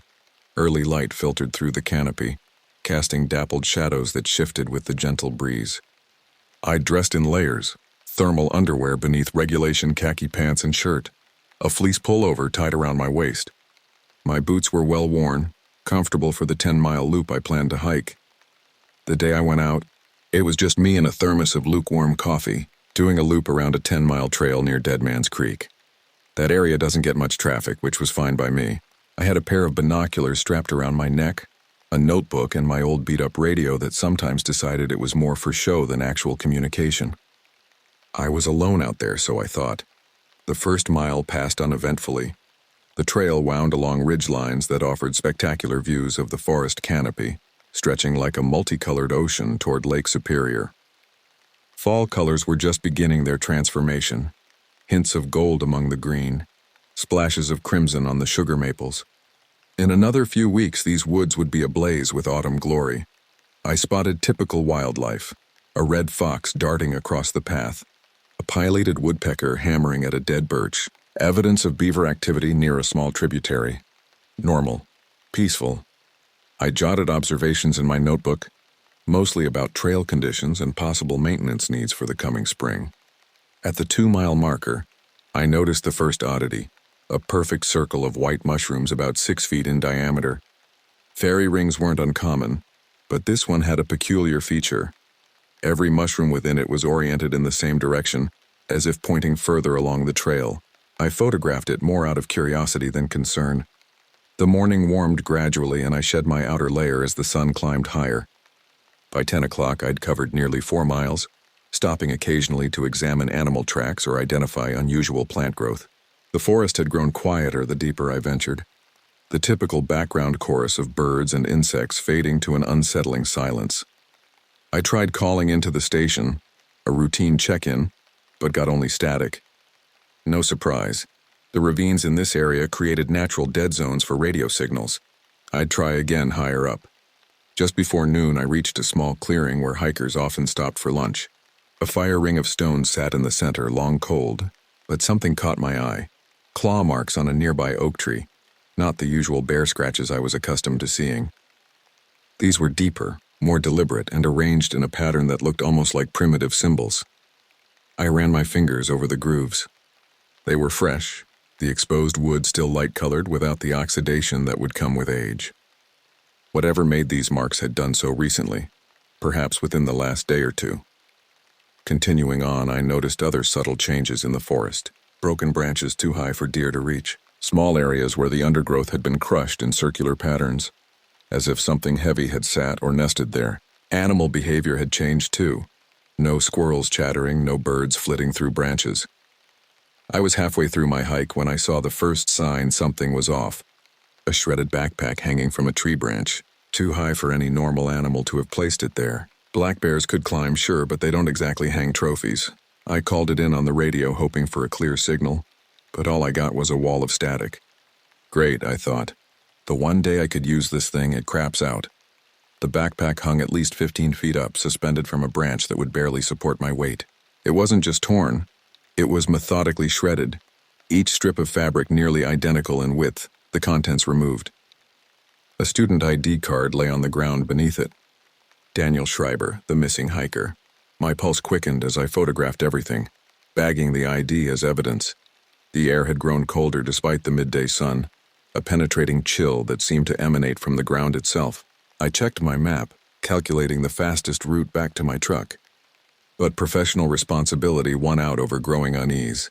I needed to document everything I could for the search team. I kept walking, and then, maybe another mile down the trail, I saw something worse, pieces of fabric, torn clothes scattered along the ground like someone had run right out of them. I crouched down to examine them, holding my breath. The clothes weren't weathered, hadn't been out here long. It was as if someone had just been ripped out of them and disappeared without a trace. Maybe a bear did this, I thought. Bears, when they're hungry or feel threatened, can go after people. But there were no bear tracks, just odd, deep impressions in the dirt, like something heavy but not human had passed through. The clothing was high-end outdoor gear, moisture-wicking shirts, thermal base layers, the kind of equipment serious hikers invested in. The tiers followed the same pattern as the backpack, methodical strips rather than random rips. And strangest of all, there was no blood, not even the smallest speck. I took out my notebook and jotted everything down. In my mind, I figured I'd call it in once I was back to the ranger station, but I kept walking forward because I'm an idiot who clearly doesn't know when to turn around. The trail narrowed as it descended toward Dead Man's Creek itself, the vegetation growing denser, less maintained. Old-growth trees blocked much of the sunlight, creating a premature twilight beneath their massive boughs. The temperature dropped further, my breath now visible in small clouds. A faint odor began to permeate the air, something organic yet foreign. Not the usual forest decay, but something pungent and metallic, like corroded copper mixed with rotting meat. I pulled my bandana over my nose, but it did little to filter the stench. The creek appeared around the next bend, its waters running clear and swift over smooth stones. Under normal circumstances, it would have been picturesque.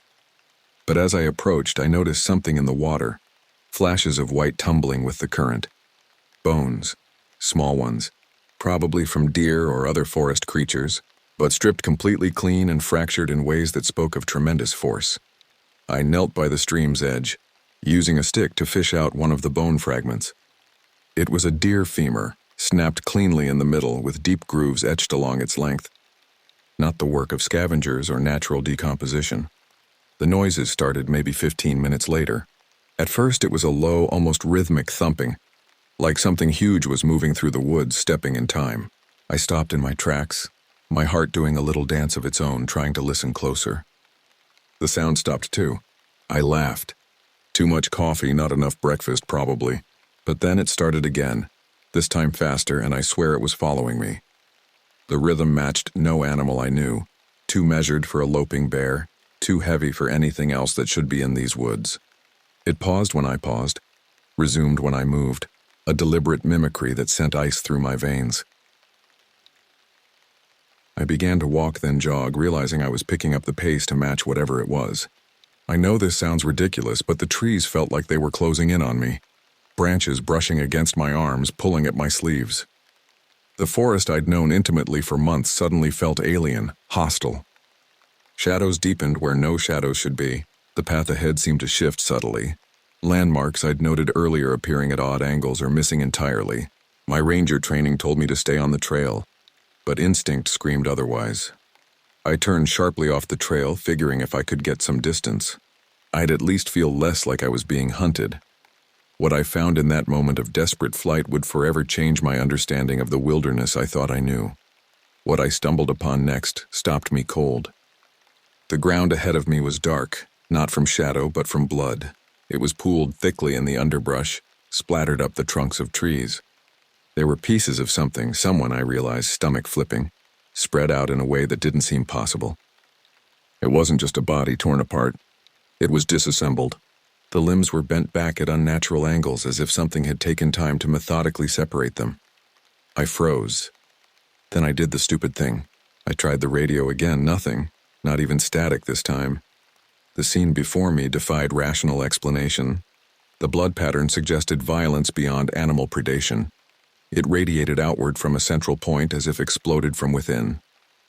The remains were arranged with a terrible precision, bones placed in parallel lines, organs separated by type and laid out like some grotesque taxonomy display. My forensics training, limited as it was to what rangers need for wildlife poaching cases, told me this was recent, hours, not days. The blood hadn't fully congealed in the cool forest air. Based on the clothing fragments, this had likely been a male hiker in his 30s, possibly another victim beyond Schreiber. There wasn't going to be a lot of explaining to do. This scene spoke for itself. But that's when I heard it again. The thumping, closer now, and a low, slow breathing sound. Every instinct screamed for me to run, but I couldn't leave without documentation. With trembling hands, I withdrew my camera, forcing myself to photograph the scene systematically. Evidence first, fear second. They'd drilled that into us during training.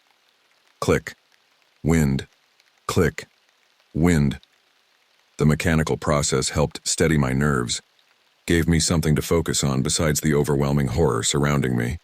I don't know why I looked behind me. Maybe I hoped I'd see another ranger, someone human walking toward me. Instead, I saw it. Standing half hidden by trees was something taller than any person had any right to be. Its arms were long, unnaturally so, nearly dragging along the ground. Its face, or what I could make of it, was obscured by a tangled mess of hair or fur. The smell hit me before I even registered the rest of its body. Rot, decay, and something metallic. It was hunched but still towering, and its fingers ended in long, sharp claws, slick with something I didn't want to identify.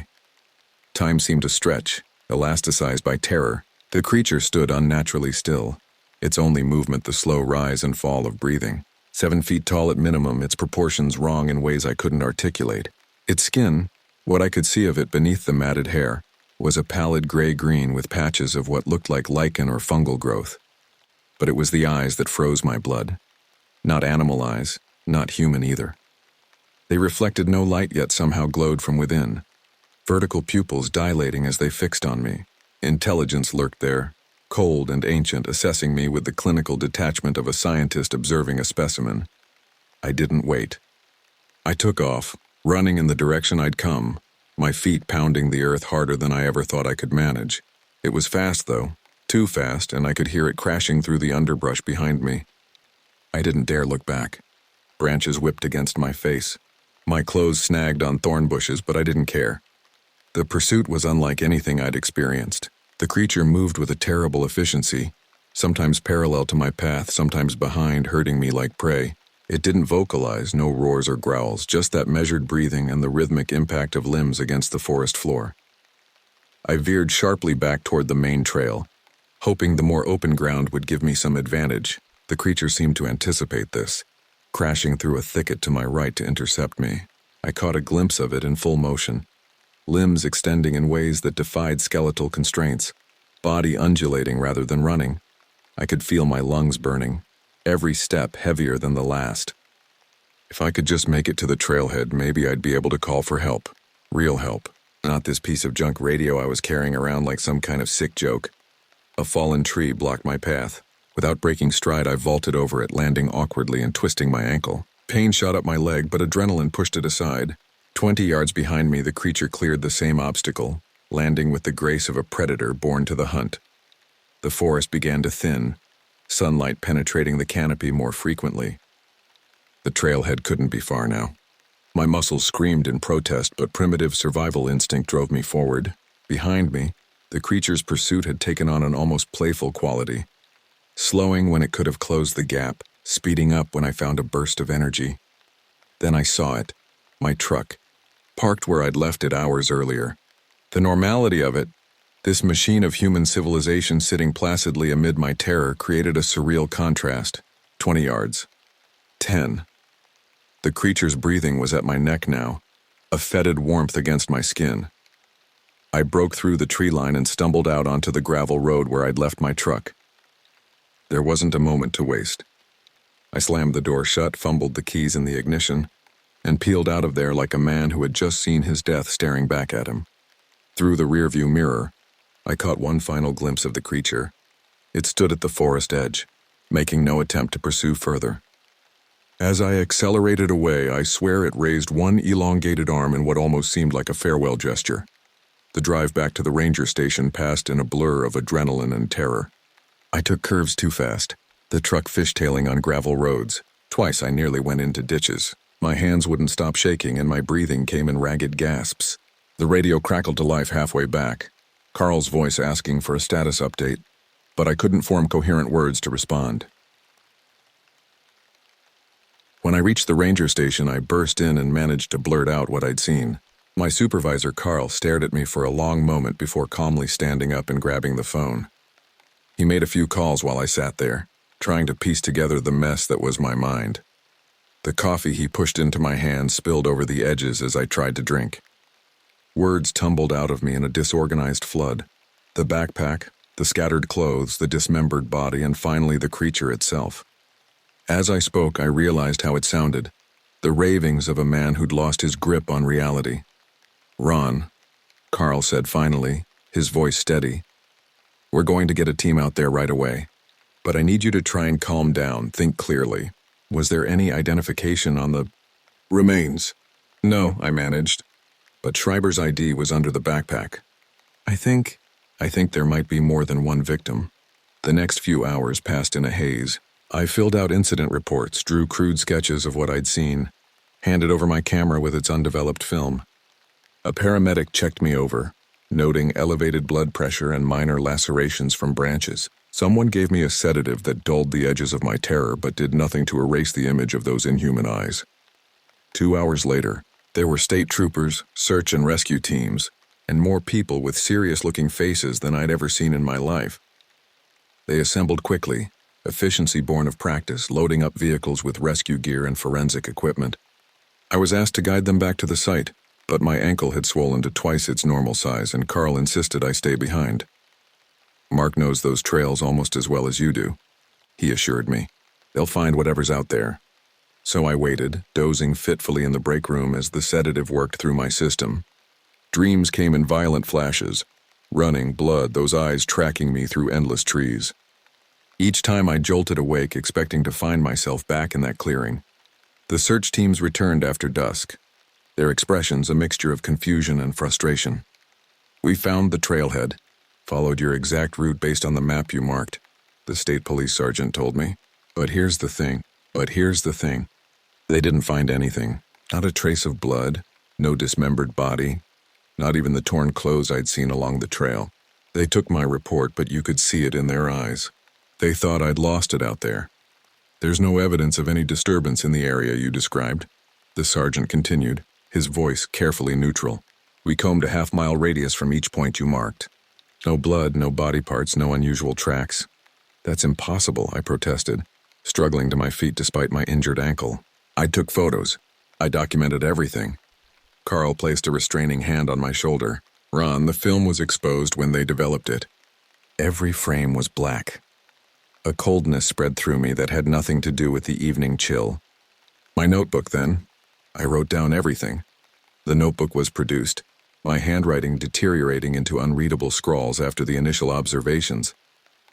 The final pages contained nothing but jagged lines and repetitive circles, a script I had no memory of writing. The state police sergeant cleared his throat. "Mr. Whitman, how long have you been working in this region?" 8 months, I answered automatically. "Any history of hallucinations? Episodes of disorientation? Medication you might have forgotten to take?" The implication was clear. They thought I'd fabricated everything, or worse, experienced some kind of psychotic break. I looked to Carl for support, but his expression had shifted to concerned professionalism. "Ron's been an exemplary ranger," he said carefully. "But the isolation up here can affect people differently. And there was the Schreiber disappearance last week. I'm not making this up." My voice rose sharply, echoing through the station. "There's something out there. Something hunting in these woods." The sergeant exchanged glances with Carl. "We'll maintain the search for Mr. Schreiber, of course. And we'll check the area again tomorrow in better light. For now, I suggest you get some rest, Mr. Whitman." They left me sitting there, the weight of their disbelief pressing down like a physical force. One of the younger rangers, Mark Isley, lingered behind. "For what it's worth," he said quietly, "I believe something happened out there. Maybe not exactly what you think you saw, but something." I looked up sharply. "What do you mean?" Mark glanced toward the door to ensure we were alone. "Last month I was tracking a wounded moose near Pebble Lake. Found it dead, but not eaten. It was arranged just like you described. Limbs positioned, organs separated. I reported it as a possible poaching, but what? The tracks around it weren't human or animal. At least not any animal I've seen in 15 years of hunting these woods." He pressed a small object into my palm. "Found this there too. Never showed it to anyone else." It was a claw, 5 inches long, curved like a raptor's talon, but thicker, heavier. The base where it would connect to flesh was jagged, as if it had been broken off rather than shed naturally. The material wasn't keratin or bone, but something that resembled weathered ivory with faint greenish striations. "What is this?" I whispered, though I already knew. Mark shook his head. "Don't know. Lab at the university might be able to tell you. Just be careful who you talk to about this, Ron. Some things people aren't ready to accept." He left me holding the claw, its weight insignificant, yet somehow the heaviest thing I'd ever carried. That night, alone in my cabin, I couldn't sleep. Every creak of the settling structure, every whisper of wind through pine needles set my nerves jangling. I placed a kitchen knife beside my bed and wedged a chair under the doorknob. The claw sat on my nightstand, a physical reminder that I wasn't losing my mind. Dawn brought a semblance of rationality with its pale light. I examined the claw more carefully, noting its unnatural density and the way it seemed to absorb rather than reflect light. This was evidence. Physical, tangible evidence that something unknown was stalking the peninsula. I called in sick, unable to face Carl's concerned scrutiny, or the sidelong glances from colleagues who'd undoubtedly heard about my episode. Instead, I drove to Northern Michigan University in Marquette, where a former college roommate worked in the biology department. Alan Richter had always been unconventional, his brilliant mind constantly seeking mysteries at the fringes of established science. If anyone would approach this objectively, it would be him. Fascinating, he murmured, turning the claw under his laboratory microscope. The cellular structure is unlike anything in our comparative anatomy database. Meaning what exactly? I pressed. Meaning, he said, looking up with excitement rather than fear. This doesn't match any known terrestrial species. The closest analog would be certain deep-sea organisms that evolved in isolation, but even that's a stretch. Could it be a hoax? Something manufactured? Alan shook his head. No. The growth patterns here are organic, not fabricated. This grew on a living creature, Ron. He hesitated. Where exactly did you find this? I gave him an abridged version of events, omitting the more fantastical elements of my encounter. Alan listened intently, his scientific skepticism battling with obvious fascination. I'd need to run more tests, he said finally. DNA sequencing, composition analysis. It would take time, and I'd need to be discreet. This isn't exactly within my department's approved research parameters. How long? A week, maybe 2. He carefully placed the claw in a specimen container. In the meantime, I'd suggest you document everything. If there's an undiscovered species in the peninsula, we need data, habitat, behavior patterns, physical characteristics. You think I should go back out there? The idea sent a chill through me. Alan's expression grew serious. As a scientist, yes. As your friend, stay the hell away from whatever this came from. I left the university with conflicted emotions. Validation that I wasn't crazy, but deepening dread about what actually lurked in those woods. On the drive back to Whitefish Harbor, I made my decision. I quit the next day. I know what I saw, and I wasn't about to go back out there and pretend it was some hallucination or figment of my imagination. I've been a lot of things in my life, but crazy isn't one of them. Carl took my resignation with a mixture of disappointment and relief. Maybe it's for the best, he said, signing the paperwork without argument. This job isn't for everyone. It's not the job I'm leaving, I told him plainly. It's what's in those woods. His expression shifted subtly. Ron, I've been a ranger for 30 years. If there was something out there, then you either haven't seen it yet, or you're not telling me everything. I studied his face, looking for any sign of knowledge hidden behind professional concern. Carl held my gaze for a long moment before looking away. Be careful what you say to people, Ron. Reports like yours, they can follow you. I cleaned out my cabin that afternoon, packing 8 months of life into my old Chevy Impala. As I loaded the last box, Mark approached, glancing nervously over his shoulder. Did you get that thing analyzed? He asked quietly. It's not from any known animal, I confirmed. My friend's running more tests. Mark nodded as if this confirmed something. There's talk among the Ojibwe elders. They won't go near Dead Man's Creek, haven't for generations. They call it Wendigo's boundary. Meaning what? Meaning it's a place where their trickster spirit set a border between worlds. He handed me a folded piece of paper. This was in Schreiber's tent. Search team missed it, but I found it when we were packing up the evidence. It was a page torn from a journal, the handwriting increasingly frantic. Third night. The sounds are circling closer. Not animal. Something watching from the trees. Locals warned me, but I didn't listen. It mimics. God help me, it mimics. If anyone finds this, stay away from... The entry ended mid-sentence. There's more, Mark continued. 2 hikers went missing last year in the same area. Records show 5 disappearances in the past decade, all within 3 miles of that creek. Carl knows. The senior rangers all know. They just don't talk about it. Why not? Tourism funding, take your pick. He shrugged helplessly. Plus, who'd believe it? You saw how the state police reacted. Some things the world isn't ready to acknowledge. I drove south that evening, watching the wilderness recede in my rearview mirror. With each mile, rational thought reasserted itself. Perhaps I had experienced some kind of stress-induced hallucination. Perhaps the claw was from some obscure but mundane species. Perhaps Mark was feeding into my delusion with folklore and coincidences.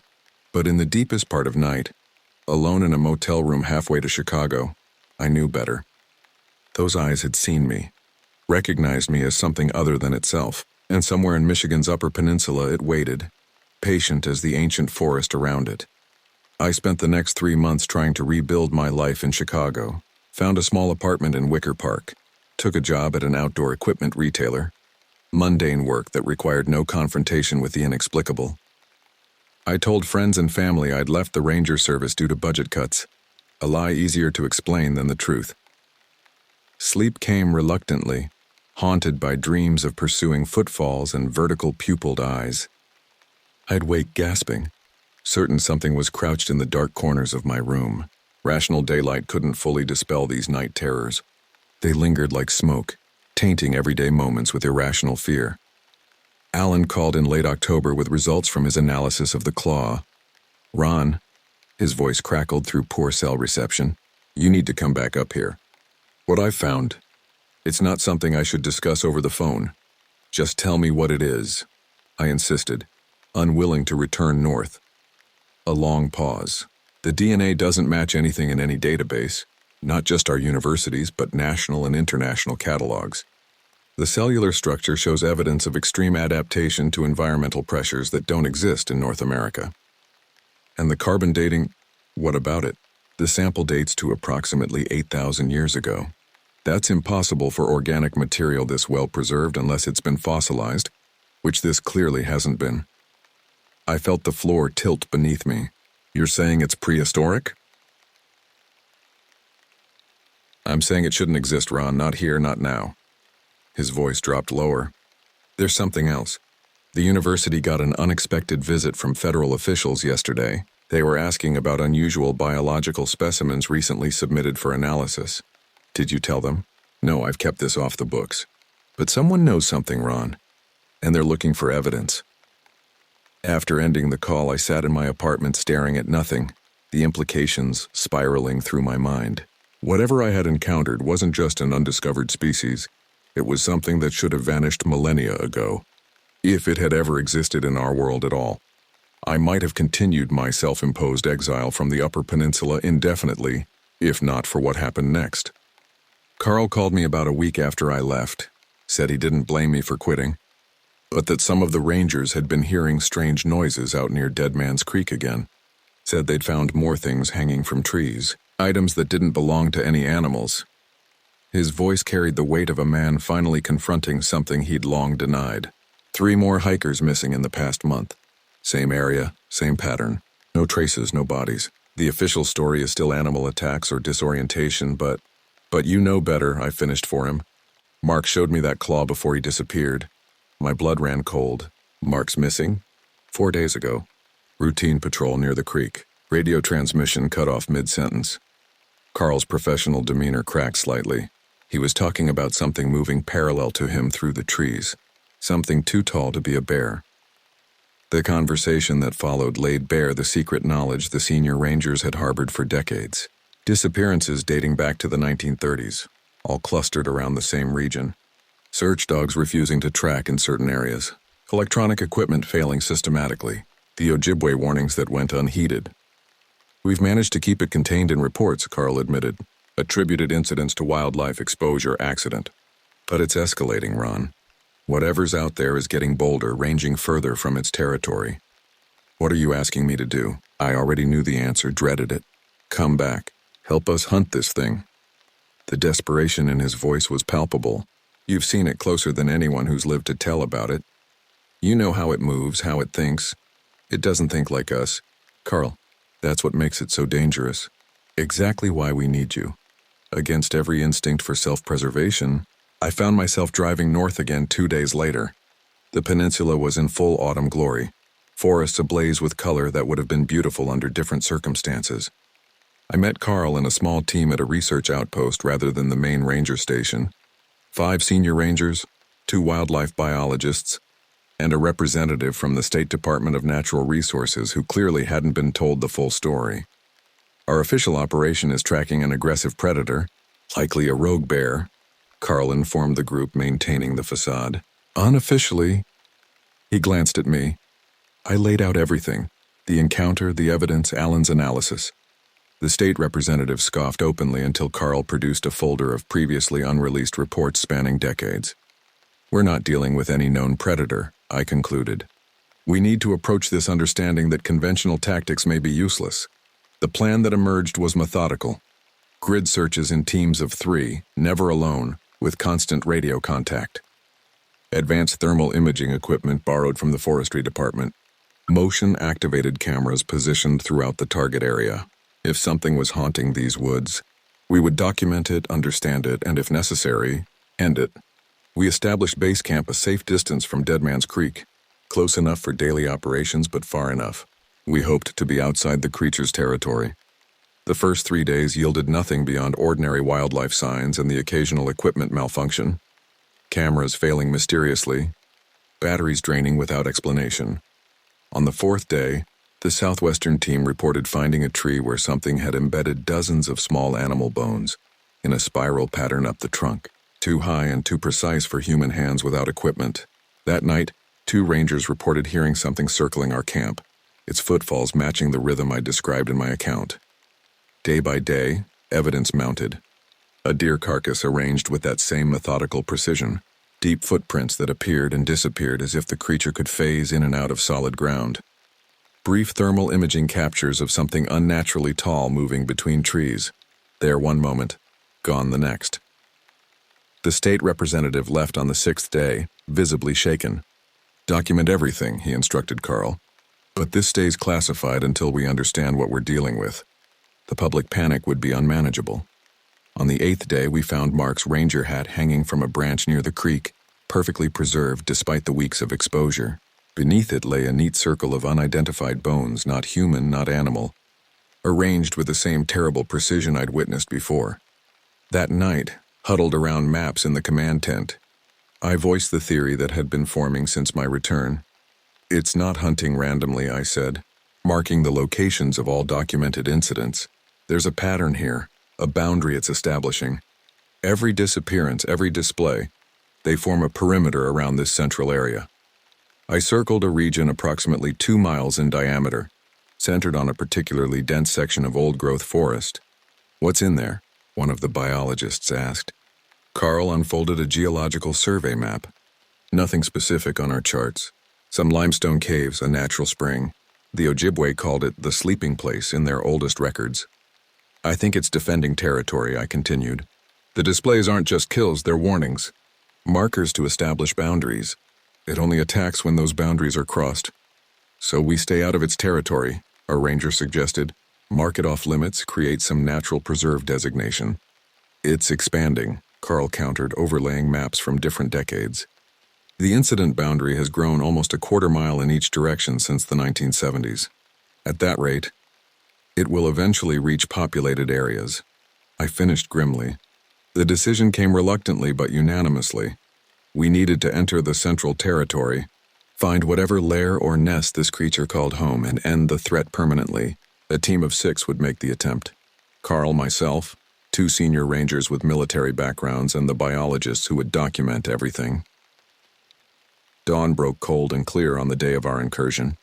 We armed ourselves as best we could. Hunting rifles, tranquilizer guns, flamethrowers borrowed from the fire management team. Each person carried emergency beacons, radios, and enough supplies to last 3 days if necessary. The forest grew denser as we approached the boundary, the trees older and more gnarled, canopy so thick that perpetual twilight reigned below. Moss grew in unnatural patterns on north-facing trunks, forming symbols similar to those I'd seen carved into trees during my first encounter. 3 hours into our trek, all electronic equipment failed simultaneously. Radios, GPS units, even analog watches stopped. The air grew noticeably colder despite the mid-morning sun above the canopy. Sounds dampened as if the forest itself was holding its breath.